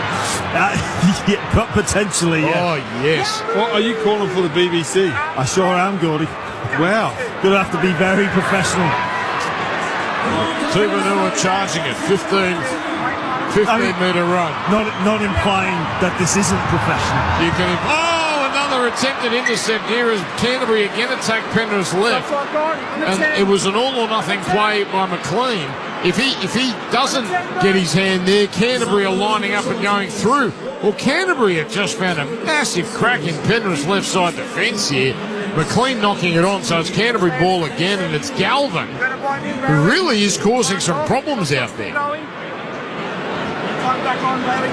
So Canterbury ball, 10 short of halfway. And it's Sexton with a run. His first official run of the afternoon. He runs it close to halfway. And then, Galvin, that was a forward pass, but it wasn't called. Back to kick out, flicks it out as Curran on the Tupanua. Tupanua charging at them. Well contained though, 45 away. They have to be perfect, Canterbury. And again, Galvin gives it to Preston. He shakes off two of them. And then, he almost throws it on. Played now after his tackle. Hayward, defence backpedaling. Hayward runs himself. Defence doesn't panic. Great work, Garner, making a one-on-one tackle. Right side, comes to the open left. 15 out, on to kick out. Kick out winds up. He can't shake off Cleary. Cleary hanging on like a dog. A dog attacking a postman. Now on the last, back to the open right. Sexton, a wild pass. Nice pickup by Tracy, but he puts in a kick that goes sideways. Taken here by Kiro, so they've still got it. Last tackle, 25 out. Galvin now gets it. On to Sherry, rolls in a kick. The chase coming through. Edwards all over it. And one bad pass killed that entire last play. 40 to 20. Penrith, they're not home yet. They're just about. But Canterbury are going to make them earn these last few minutes. Yeah, the play's got a bit excited then. Momentum started to build for the Dogs. A few offloads. They just lost their way the last couple of plays. 15 minutes to go, 20 minutes. You know what? Although Coach Cleary will be delighted with the first half, I think there'll be elements of this second half that he'll really be annoyed at. You know, I'll take you back to that the Melbourne game where they led, and they allowed them back into that contest. They were almost home and hosed, and I just think he'll have some stern words. He'll be delighted they're going to the prelim, but I think he'll have something to say about this second half. Who plays right second row for Brisbane? It's Jordan Ricky, isn't it? It's not being Cora. Well, Staggs is on that side. I was about to say, Ricky and Staggs would be licking their lips at the possibility of going after that Penrith side of the field. Kiraz hooks a pass around to Hayward, 20 short of halfway. Throws it out towards Sherry. Sherry flipped over, dangerous tackle. Well, now's not the time, Penrith, to get anyone suspended. I think this is okay, but it is a penalty. Well, and arguably more importantly, with one eye on next week, Reece Walsh, who comes into the equation. That if you allow to get hot, Canberra witnessed what can happen in that situation. It looks as if McLean. Emma Lawrence, what have you got on track CMAs? Yeah, so Casey McLean has come off. We did see him earlier in that match cop that knock, and he was getting his shoulder tested. He seems to be walking off fine. I'll check whether it is an injury or perhaps just an early spell for him as well. All right, thank you. Penrith defending again. Canterbury, 13 and a half to go, down by 20. Tupinell. Well, he's staying down. He clutched at his head, and now he's clutched at his left knee. So he's like a human game of operation here. He's good. Well, 32 out. I don't know what we're looking at. So we've got a cannonballer. I'll tell you what, it's not the best tackle from Schneider. Well, Klein changed his tune. He said, can you get and play the ball Tilly, like we've seen a few times in the finals, and then they've actually awarded the penalty. So Tupinell now getting that knee tested here. Dangerous contact run. Yeah, he already got the penalty, but Tupinell does look particularly frustrated here. He's going to hobble back, and now he's going to get himself ready for a charge. Canterbury, work it up through Cohen. Left upright, doggies. They're going to go to the right, where they've succeeded. Burton and dummy, he did. Sorensen all ends up, but he didn't do the other defender there, Liotta. Crucial tackle. Comes left to Sexton, on to Tupinell, almost charges through. Taken down, great tackle. Back to the right, Galvin delays the pass. The short pass was on. The short pass, the Preston was on. He's bisected the centre and the winger, and it's gone into touch. That's a shame for Galvin, but they had to be perfect. And they had it bubbling, and Galvin there just went wild. He preempted that pass. I think he anticipated that was the pass that was needed to be thrown, and instead the simpler option that has worked for him was on. 40-20. Yes, they would have been doing their mass if they got over there, Gordy. Yeah. They would have started to think, hang on. Well, he's got a lot of success going short, and it was strange to go past 3 or 4 Bulldogs players with a rocket ball that found none of them. Now it's spread here from left to right. Cleary off the Yo pass. Out it goes to Tungo. His pass, I believe, has been knocked down by Rinakama. Rinakama scoops it up, but it is a knock on. So that is Penrith ball. And you just get the sense the life has just gone out of this Canterbury comeback with that Galvin loose pass. And Tungo, had he got that by Rinakama, they would have had Alamonte in wide open space, but Rinakama cutting it off. 2 tries Alamonte, 2 tries To'o. Emma Lawrence. It's just a cork for Casey McLean, so nothing to worry about for next week. Okay. Is it a contusion, Gordy? Is that the official medical term for a cork? A contusion? I just like that expression. Hematoma of the quadriceps. A hematoma. As now it's Lindsay Smith running at the line, wearing a heavy shot as he got a pass on. And what's the problem here? Was that tackle too hard? Why is this a penalty here against late? A late tackle. What, on Smith? Yeah. Let's have a look here. So Smith at the line, passes. Oh, come on. Come on. Preston with the tackle. Yeah, that was simultaneous. Give me a break. Anyway, won't matter. 45 out. Yep. Ball put into touch. He'll get a pass mark again. The Canterbury fans, we don't know either. Yeah, look at Yeah, don't ask us. Don't ask us. It was a good tackle. Go ask Ashley. There's He sent someone to the sin bin to celebrate the last. Now it's a hit up here by Moses Leone. 24 metres out. It'll be played to Snyder. Fires it left to Cleary. Gives it on here to Lindsay Smith. A set-up play as he runs into 3 Bulldogs defenders. 20 in from the left touchline. 15 from the try line. 40 to 20 Penrith. Cleary on to Edwards. Edwards to Tungo. Gives it to Alamotti. Alamotti goes for the corner. He's got 3. It just shrugs his shoulders. It just shrugs his shoulders like this is too easy, man. 44 to 20. Another slick bit of movement here from Penrith. 40 points to 20. 44 now 20. Hard to keep up with this scoreboard. But finally, the charge of Canterbury, it's not 4 tries, Jimmy, it's 3. He's got 3, Toto's got 2, Cleary's got 1. He scored in 2, 12, 54, 70. Then that's the 70th. 2, 12, 54, 70.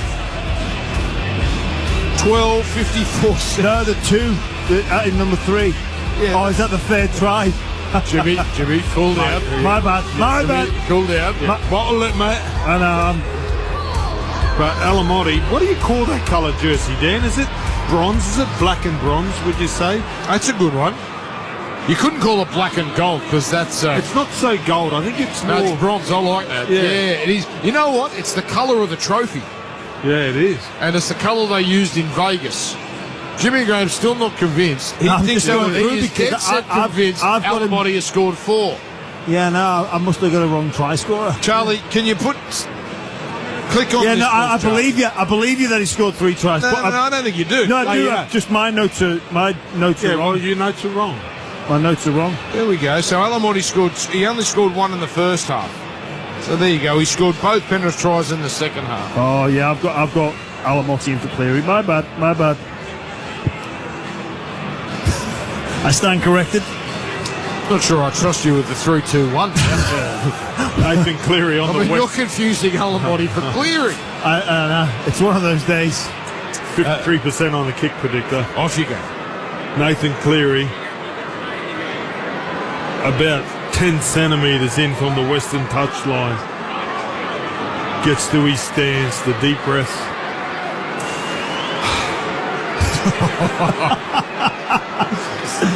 One last look at the goalpost. Starts the running. 1, 2, 3, 4. He likes it. He loves it. It's there, baby. Bang. 46 to 20. You like that? You like that? The deep breath? What about this for a goal kick? There's a great basketball commentator, Mike Green, and his signature is bang. I don't mind that for a goal kick. Bang. I like that. Emma Lawrence. Nathan Cleary is so good to watch. So are the Penrith Panthers. I think it's still pretty wild to think you go back to round 12 and they were sitting dead last in the competition. So it is. This would be, if they win the premiership, this would be their greatest one with what they've had to overcome. No question about that. No question about that. And the Canterbury Bulldogs, 1995, their 30-year record of being the last team to win from outside the 4 is in jeopardy. Well, there's 2 opportunities, 2 alive, aren't they, as it goes to 4. And you got to like Cronulla's chances, the way they're playing. We could have a situation where we get to the grand final and it's guaranteed a bottom 4 finals team wins. Here it comes now. Cleary on to Martin.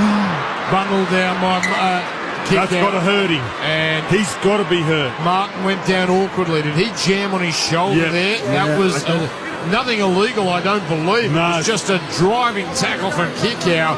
And now Liam Martin is just writhing around in agony. He's now on one knee. Hopefully for his sake, just a burner. And his elbow jammed into the ground first. And his former teammate showing real concern. Get the skin off the forehead as well.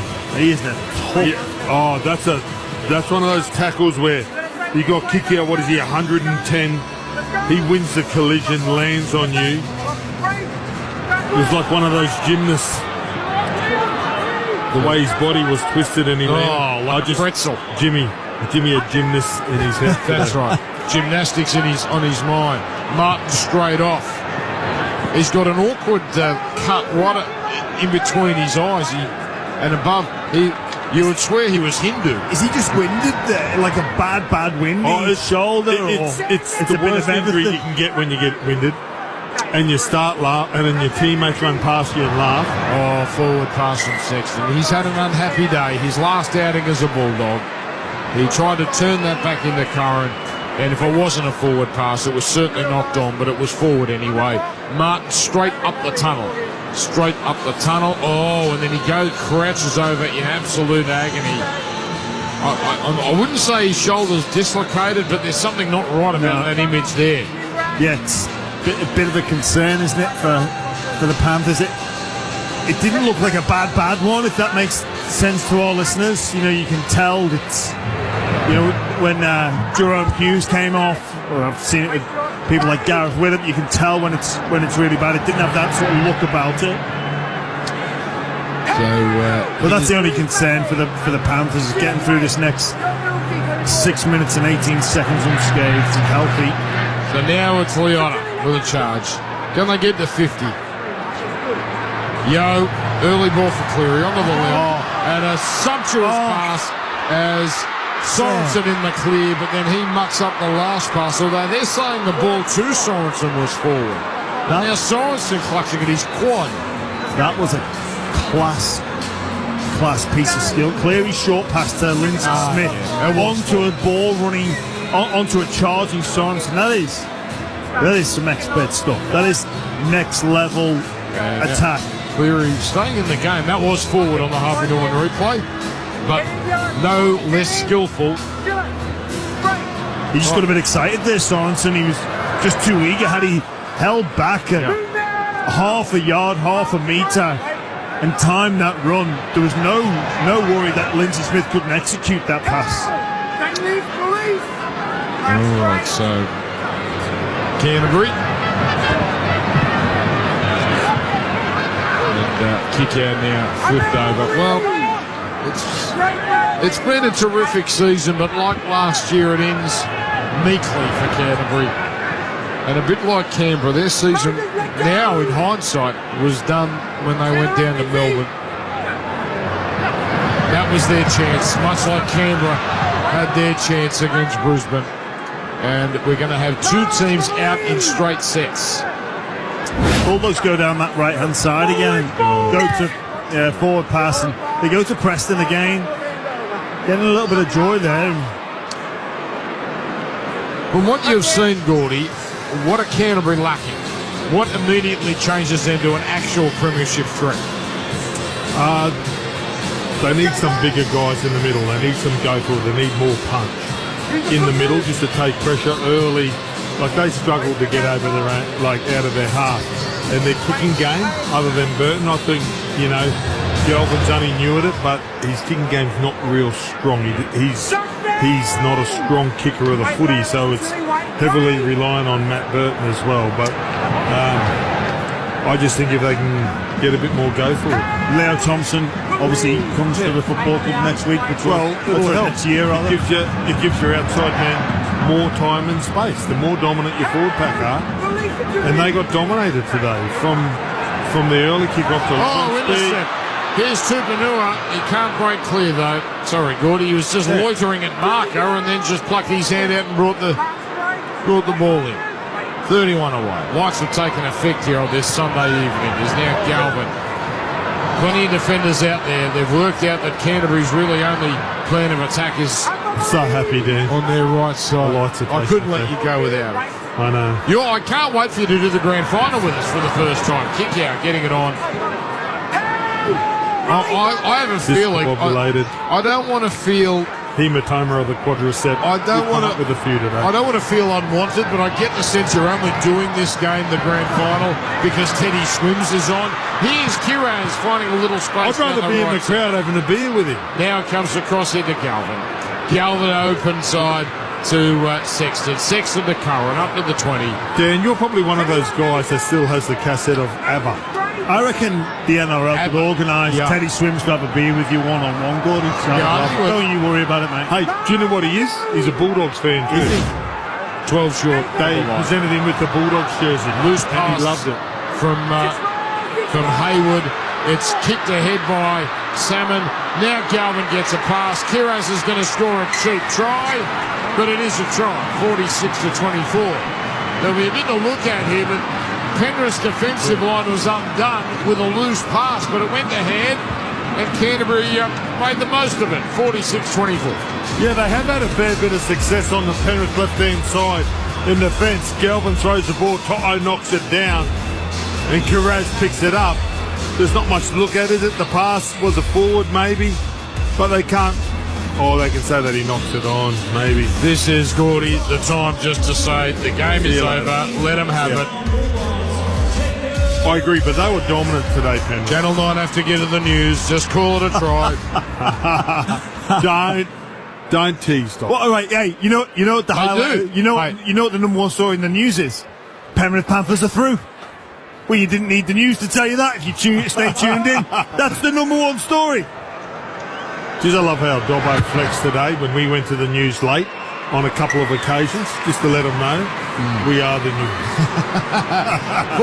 46-26. Channel 4 news team. Emma Lawrence. It is a bit of a rib injury for Liam Martin, they're saying, but Jimmy, you were spot on where you said, it's not bad, because the Panthers are playing it down. But look, hey, they do play a lot of things down, but I'm saying Jimmy's on the money.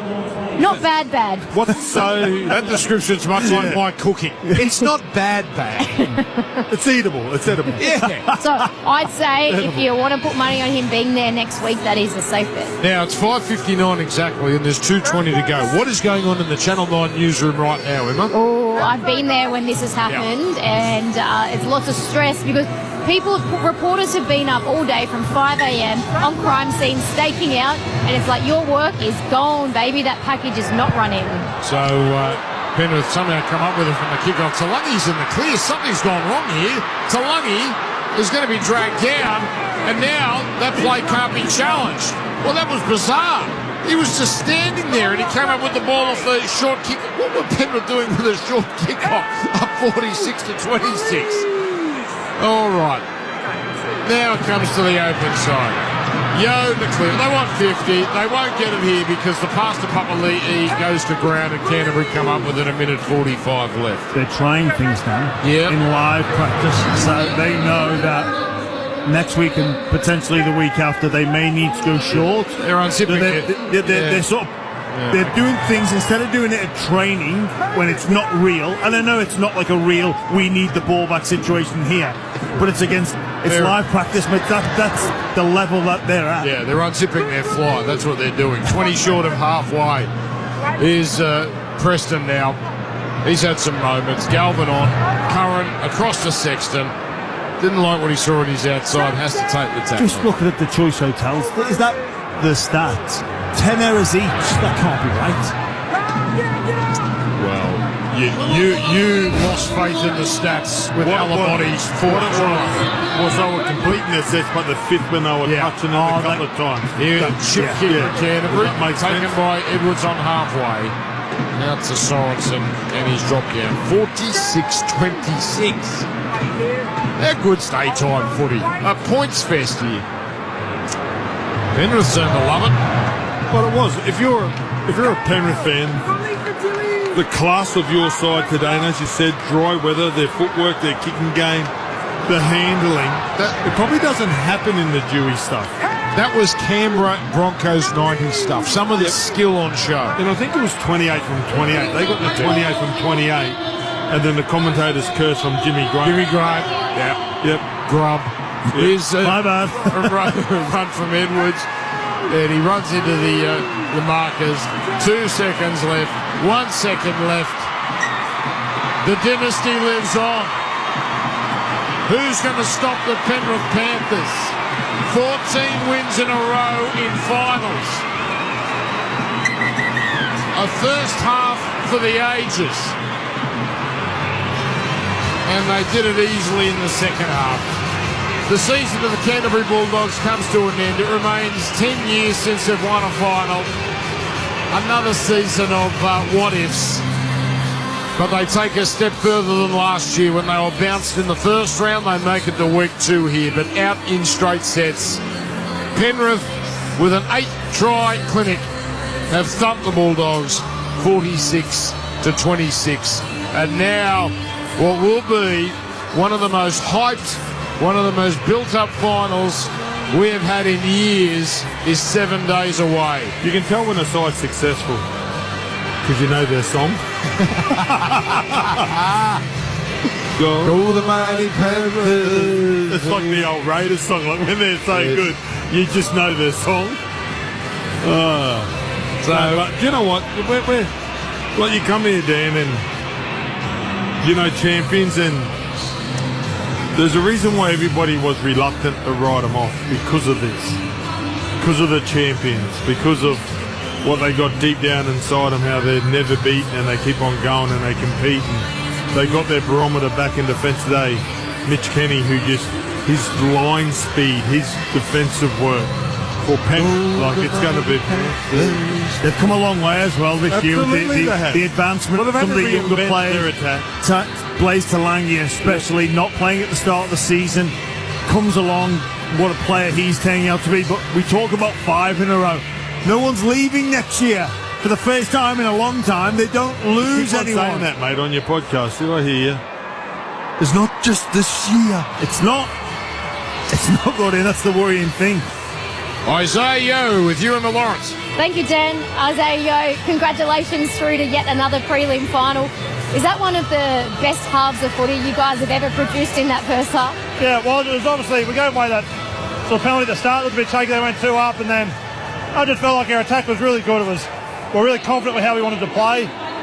Disappointing in that sort of second half, about that 10-15 minute period. They were desperate up the ending. We just didn't go with them, which is disappointing. But yeah, it's nice to, obviously there's all the build up and all the talk all week, but it's nice to go out and sort of put it all on show in that first half against a really good defensive side. Talk us through the belief in this group, because you rewind to round 12 and you guys were dead last on the ladder, but you obviously still always believed that you had what it took. We certainly could. It's hard to go and say that publicly when you're sitting last, but I feel like we're still bullish on the season. But yeah, there was obviously a few moments there've been a few moments in games, a few moments at training and stuff like that have sort of turned it around, and yeah, we're riding a really nice wave at the moment. I thought that first half was probably the best sort of 40 minutes to put together, but there's an opportunity now to do it 80. We're going to have to against Broncos up there on Sunday, so looking forward to it. How many more gears do you need to go to for the Broncos up there at Suncorp in the afternoon?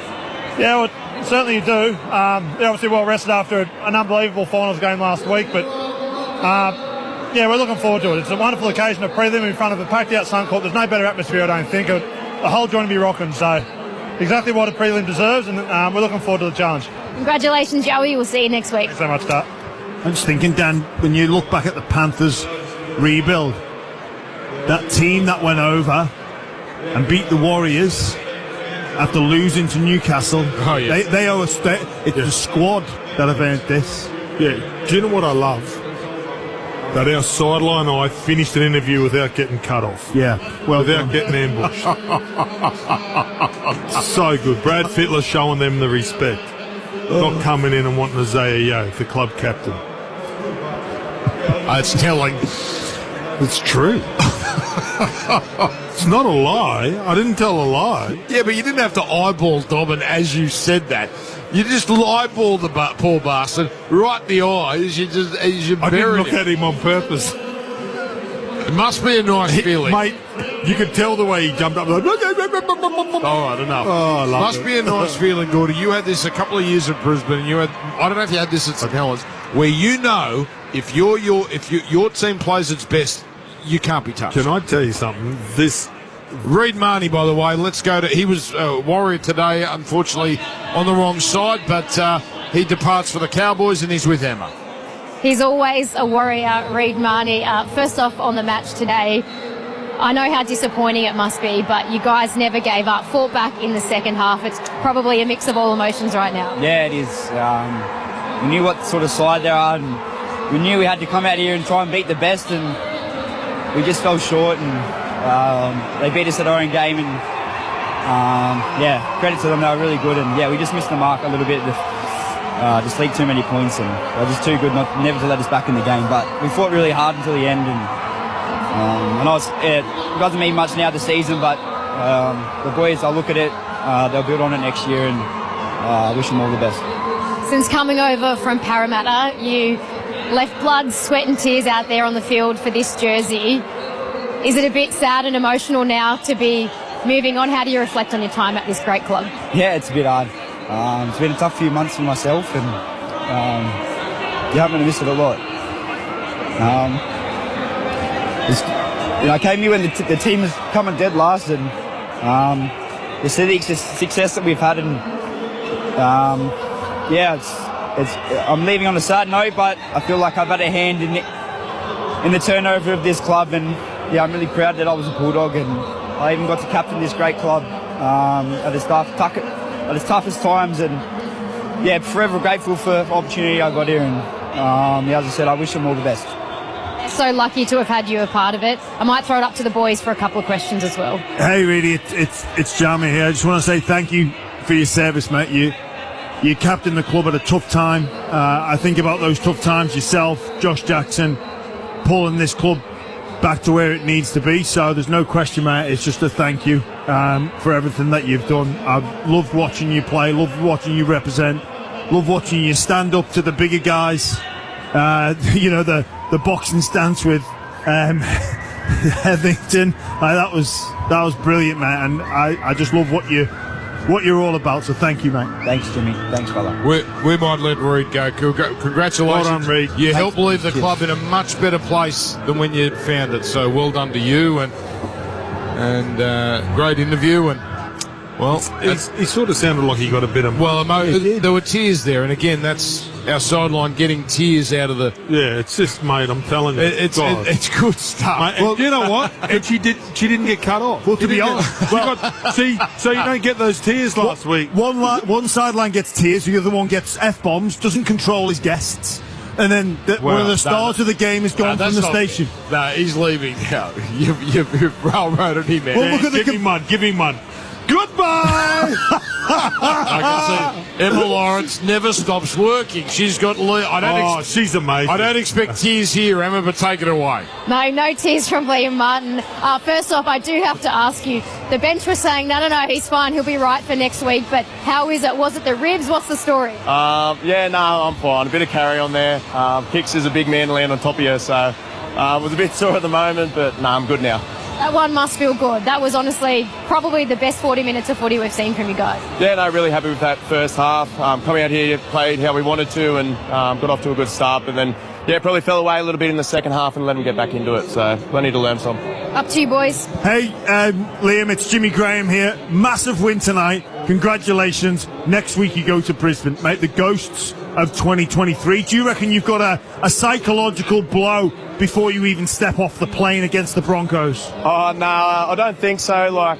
That was a while ago now, and they're probably a different team now. But, I don't know. That experience will probably hold us in good stead. But, can't really go into the game thinking like that. How good's daytime footy? Yeah, no, I love it. It's the best, especially... they packed it out. The fans were mad, so I loved it. Jimmy reckons your nose is growing after that answer about no goes. Hey, Liam, it's Gordy. Tell us here, mate. How do you beat Brisbane? How do you go there? Their last month of footy's pretty much been like yours. They've hit a bit of form. Yeah, no, they have. Obviously, Madge has got them firing, so it's going to take our best. up there in front of their home crowd. They played really well against Raiders, and we're just going to have to play our best footy as well. Well done. Cheers. Thank you. Well done, Liam Martin. Congratulations to you. 6 straight prelim finals for Penrith, by the way. Jimmy Graham's a bit of a magnet. There's like all these ladies giving him like the love heart. I love you walking out of the game. Yeah, I didn't have noticed. Mate, do you know what? Look at you little strawberry blonde go, eh? Like my little strawberry shortcake go. Hey, look at that. Oh, he's I didn't realise he was a magnet. He's Thanks, mate. He has gone strawberry. Well, I don't often call Bulldogs games with him and big ones because we've caught at Belmore and that. Yeah. And that's, like not a lot of corporate areas, but right here, in the good seats too. Jimmy Graham, look at him. Still got it. Mate, that's what happens when you dress up and put a pair of long trousers on, my lad. He's got a nice wife too. I met her in his thing a couple of weeks ago. Oh, lovely wife.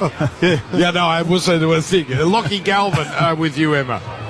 Lockie, thanks for joining us. I know it is really tough after a loss, but an incredible afternoon here in front of, 60,000 fans. How do you explain the experience of playing finals footy on this big stage? No, it was a pretty mad experience, I think, for the first time for a lot of us boys, and to come out here in front of a crowd like this and do the walkover, it's pretty surreal. And I thought we got our footy on back in the back end of that second half. Probably didn't start the best, but no, it's all learning curves, and we keep going, we keep working hard, and we shut out all the noise, and we can move on to next year. We know how much you back yourself and how much confidence you have for a young kid, but talk us through that moment where you put Preston through and then you finished it off. Oh no, that's something we trained for, we practiced, so it's probably a good thing for me, but we probably didn't get the result tonight, but all in all, I think it's mad learning curve, mad experience, and as I said, we keep working for next year. I'll throw it up to you, boys. Hey, look, it's Jimmy Graham here, and unlucky today. Obviously, coming up against this Panthers team, you can prepare and you can predict about what's going to come from the opposition. But just what was it like when they were shifting and scoring tries, and you're up against when you're up against this juggernaut that are completing at 100%? What's the chat behind the sticks? What are you looking to do to try and counteract that? No, we're just trying to get back to our style of footy. I think we threw a few punches at him in the first half. We threw a few more in the second half. We probably just got to ice some big moments. They're probably more experienced. Obviously, they've won the comp 4 times in a row, so they probably know how to ice it a bit better. But as I said, that's where we want to get to, and that's all learning experience from this game. And, we keep working next year, and we keep building. Lachlan, tell me, what have the last few months been like when you know you wake up, you're going to be talked about on all the shows, you're going to be in the paper every day, and a lot of what's going to be said is not going to be very nice. What has that experience been like? No, I don't listen to them. They can all have their opinions, and I'm just going to go play my footy, work hard, and if they really want to talk about a 20-year-old kid, they can. But I don't really give a rat's. All right, well, good luck. You got an off-season to really meld with this team, and we'll see you bigger and better next year. Well done to you, Lachlan Galvin. No, thank you. Appreciate it. There he is, and well done to him for speaking to us, Gordy. And I imagine a kid, he can talk about that all he wants and have the bravado, but that's got to be tough. And I understand some of it's brought on by his manager and all that stuff, but can't be easy for a 20-year-old. Your family's reading that stuff every day, and well done to him for giving us an interview. I don't watch 360. I don't listen to anything, but I heard what you guys say. Yeah. Well, that's... I mean, of course they hear it. Yeah. Right? And there's only one way to change. And you know what? You're right.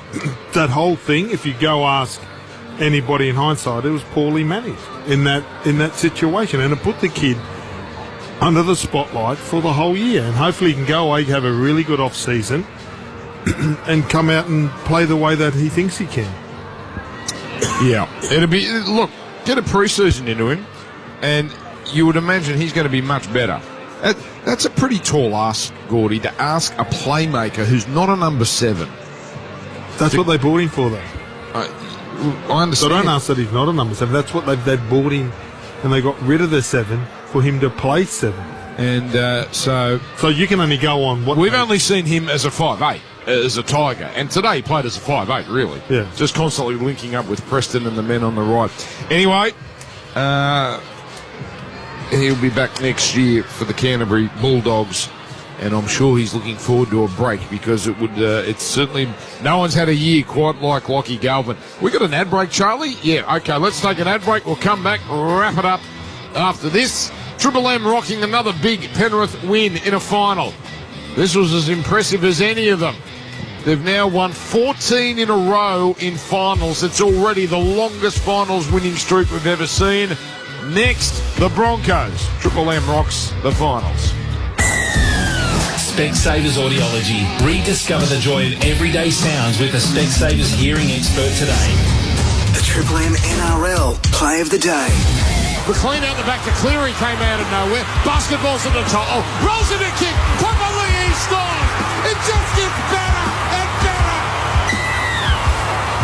This might be Penrith's best half in this entire dynasty. The verdict, thanks to Tui's. How do you feel? I feel like a Tui's or two. Be the sharpest tool in the shed with a discount on tool insurance from IMAR, the tradies' mate. For over 35 years, IMAR's trusted team have backed tradies with the sharpest... Oh, that really is sharp. The sharpest tool insurance from the trusted team at IMAR. Call 13IMAR today and be the sharpest tool in the shed with your discounted tool cover. That's 134627. They're the tradies, mate. That's IMAR. Step up with new Bailey Aluminium Step Extension Ladder. It's the quickest and most compact conversion style ladder available. Bailey's Step Extension gives you step, leaning and extension with a rear leg section narrow enough to work within studs and manholes. Speaking of holes, cover yours in some free Bailey and tradie undies. Spend over $200 on Bailey ladders and or Bailey fall protection gear and get a free pair of Bailey and tradie undies. T's and C's at baileyladders.com.au. Anytime is 7-Eleven time, particularly at 6:50pm when the game is about to begin and you need something to bite on that isn't your fingernails. Get game day snacks delivered anytime at 7-Eleven. Find out if we deliver to you. This month on Disney Plus just got bigger. FX's Alien Earth is coming in for landing. Save yourself. Now streaming. And strap in for Marvel Studios Thunderbolts, streaming August 27th. This could get messy. This month is Out of This World on Disney Plus. Got equipment to sell? Ritchie Brothers helps you reach more buyers and get the best returns. With auctions happening year-round, we connect sellers with thousands of bidders from the construction, transport and agriculture industries. Sell with the best. Sell with confidence. More buyers, better results. It's that simple. Reach more, get more with Ritchie Brothers. Start selling today at rbauction.com.au. I just wish you'd show me more care. Well, I'm sorry, I can't offer you a tyre care plan with a 12-month road hazard warranty and free puncture repairs. You knew that when you married me. Get the care you deserve at My Car Tyre and Auto. People first. T's and C's apply. For 20 years, Castrol Edge engine oils have been trusted by manufacturers, mechanics and drivers to unlock the very edge of performance. Castrol Edge is extensively tested against some of the most demanding performance standards in the world.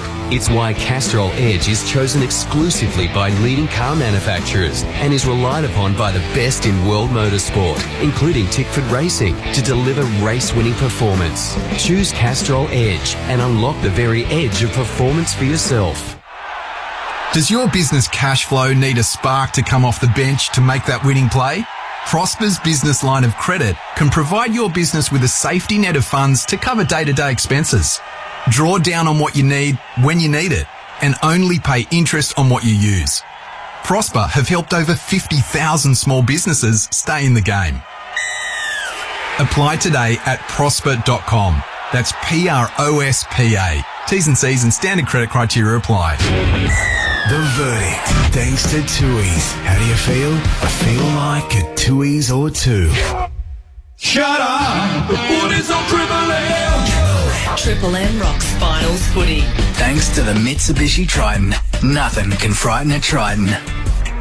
All right. So, just about to wrap it up here. The stadium is emptied, although there's still about 2,000 Penrith fans, it looks like, and some Bulldogs fans just soaking up the last remnants of this game. We've got a few players out there just chit-chatting, squad members. 46-26 Penrith over Canterbury. do you take positives out of this season, Jimmy? I think you do, Dan. Look, I think the acceleration of the Bulldogs happened ahead of schedule. And I think back to last year, look, I think this is probably offset for two reasons. One, the Canberra Raiders also going out in straight save. So there's a whoa, let's do that again. Straight sets. Yes. Can we say that? I just want to hear that from you. A comparison in straight sets like the Canberra Raiders did. And then also the team or teams that they lost to, who I think will be playing out the grand final. But I think if you look at the Bulldogs, have they showed improvement from season 2024? My answer would be yes. It's funny, we all have those words that are simple. Straight sets. Yeah, but it's funny. We all have them where it's just all of a sudden, why can't you say this word? Either Emma's talking to her kid or she's making some very weird faces. But she's talking to a little bub. Great job by Emma Lawrence. I think she's climbed the rankings of the sideline people here at Triple M Footy. It's a good go. Chamis did an excellent job. And reported the bonus news that Canterbury fans will leave. We're in P1 at half-time. He ticked all the boxes. Lawrence ticked all the boxes. Reedy, he's running around in circles. He's always good, Reedy. So, we're blessed. It's a cast. It's a cast of thousands. It's the straight sets. 3, 2, 1. CPAP. Yeah. I'm gone. CPAP. Yeah. What do you got, Jimmy? An embarrassment of riches. That's what I was trying to say. Go, Jimmy. No. You covered it, Dan. You know what? Just how good is this? Just, obviously Penrith have gone on to win, and you've still got players out here doing interviews. Moses Leota there with his kids. Alamotti signing autographs. You've got Liam Henry. Like, this is Nathan Cleary still out there. Like, sometimes our players get... a bit of a kicking, and obviously everybody makes mistakes, but there's a huge amount of positive work that I think goes underreported and is underappreciated. Liam Martin just, he's had his ribs, and he's with his kids, he's been with fans. Like, this is something special about our sport. Nathan Cleary makes his way into the crowd to, give a few high fives, take a few pictures. That's the best player in the game, the best player in our sport there, and he's high-fiving, and I don't know if there's a connection there with that fan that he's gone to go and see, but this is the beautiful thing about rugby league. Look at Liam Martin, he plays at a level and an intensity and a violence that is arguably unrivaled, and he's got his 5 minutes after kickoff, he's got his kid in his arm. Like, this is brilliant. This is something our game should really look to continue to highlight and celebrate.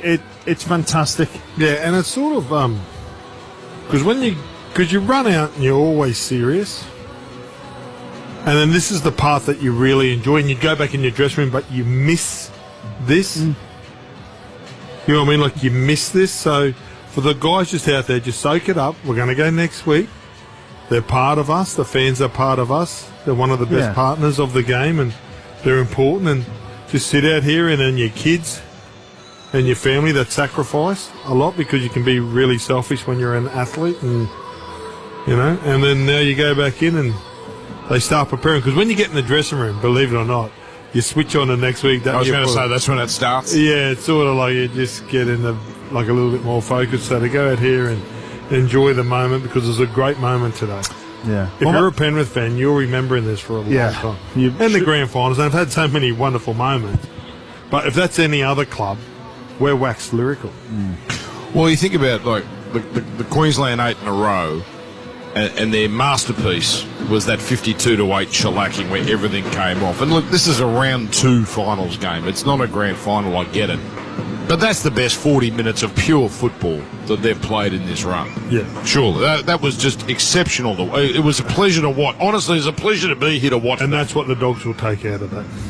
Yeah. Oh, that beats anyone. That absolutely batters anyone. But who should start favourites next week? Brisbane or Penrith? Penrith. Brisbane. Week off, home ground. can't beat the best side in the competition. In Golden Point. Penrith are favourites. I don't believe in that. If you're Brisbane, It doesn't matter what the bookies say. I'm asking you boys. Yeah, who should be favourites for this game? well, I think Brisbane. Like at the beginning of the year, if you looked at their roster and you went man for man, Brisbane probably have the best roster in the competition. So they would have. So if they didn't make the top four, that'll be underachieving. So they scraped in the top four, and they beat the best side in the competition, who finished first, in 20 minutes. Playing 20 minutes of football. Brisbane are going to have to play better than they have done all season. If they're going to win. Gordy, I know what you're saying about the team, but I think they're going to have to put their best performance of the year. And I include the game against the Roosters in round one. I include the game against the Raiders. Like, if they play like they did against the Raiders, Penrith go through. I'm telling you. I know they came back. They're going to have to put together an 80-minute performance better than any other this season under their time under Coach Maguire. I don't believe there will be a more anticipated final, outside of grand finals, we've ever seen. More anticipated finals match. Honestly, it's got everything going for it. It's got the champs against the Broncos with Reece Walsh, and they've got their issues. What do they do? Do they bring Reynolds in? Do they bring Mam in? Carrigan's out, but there's a lot to like about the Broncos. They're exciting. Both of them are exciting teams. We saw what Penrith did in the daytime. Can you imagine if Broncos are up like by 14? Oh, 24-8. 24-8. Is that what you're saying with 18 to go? Oh, you got you just, mate. You are a grub. Yeah. You are. Now there's ghosts going up there. The spirits are leaving at Core Stadium. And Hey, guys. they're hopping. We got to Just let you know, our table at Macchiato is there, right? Go get some nice food. Should probably do a 3-2-1. Hey, Toto 1, 2 Alamotti, 3 Cleary. Okay, you caught me. Yeah. Get expert advice and unbeatable prices. CPAP Direct. Visit us in store, or visit them in store, or go to cpap.com.au. All right, we'll see you Friday night. Melbourne versus Cronulla. Cronulla rising fast. And then Saturday scrum as usual. Sunday, it's a normal day. The sin bin from midday, and then Broncos Panthers from 4 o'clock. Enjoy your Gordon Tallis Cup. I know you're very proud of that, Gordy, and it gets bigger and better each year, so enjoy that. Yeah, thank you. Next week. Yeah, so next week I won't be on, but to all those kids and families that are driving all through North Queensland to get there, drive safe, and looking forward to seeing you next Friday. I will see you grand final the next time we're here at a Core Stadium. Grand final day, 14 days from now. Enjoy these highlights, Penrith fans. They are through to another prelim. We'll see you soon here on Triple M Footy. Triple M rocks finals footy. Full game highlights for Mitre 10 Trade. Get expert service trusted by the trade at your local Mitre 10 Trade Centre. Cleary doesn't kick, throws a loose pass, picked up by Smith. On it goes McLean, out to the left wing, Toll for the corner, Toll scores! Throws to the right to Cleary, onto Yo, dangerous double pump onto Edwards. Edwards gets it on, Tungle shuffles it out to the right wing. Alamotti, he muscles his way over. Oh, what a pass! Galvin puts Preston away into the backfield. Galvin on the inside. Galvin will go all the way out to the right side. Tungle links up with Alamotti. Inside pass to Cleary. That is sensational for the Panthers. That is magnificent. Cleary on to Talangi. Talangi, out it goes. Away to McLean. The most beautiful ball out to Toto. And Toto strolls over. This is a clinic. Kenny rolls in a kick. It's a try. It's Liam Henry grabbing it, planting it, then doing a forward roll. McLean out the back to Cleary came out of nowhere. Basketball's at the top. Rolls in a kick. Quickly he scores. Cleary over the top. Alamotti clear space in front of him. Yes, sir. Plants it down. Hayward goes for the right to Galvin. Gets it on to Preston. That's good stuff. Preston's over. Galvin at the back away to Tracy. Beautiful pass to Bronson Sherry. They're opening Penrith up a little here. Again, it's on Penrith's left. And Canterbury don't think they're done. Cleary onto Edwards. Edwards to Tungle. Gives it to Alamotti. Alamotti goes for the corner. He's got 3. And just shrugs his shoulders. We've got Hayward. It's kicked ahead by Salmon. Now Galvin gets a pass. Kiros is going to score a cheap try, but it is a try. The dynasty lives on. Who's going to stop the Penrith Panthers? 46-26. Grab Triple M NRL daily all week on Listener. And drive home with Triple M's Rush Hour. Thanks to Ream and Macca's. Triple M rocks football. The verdict, thanks to Tui's. How do you feel? I feel like a Tui's or two.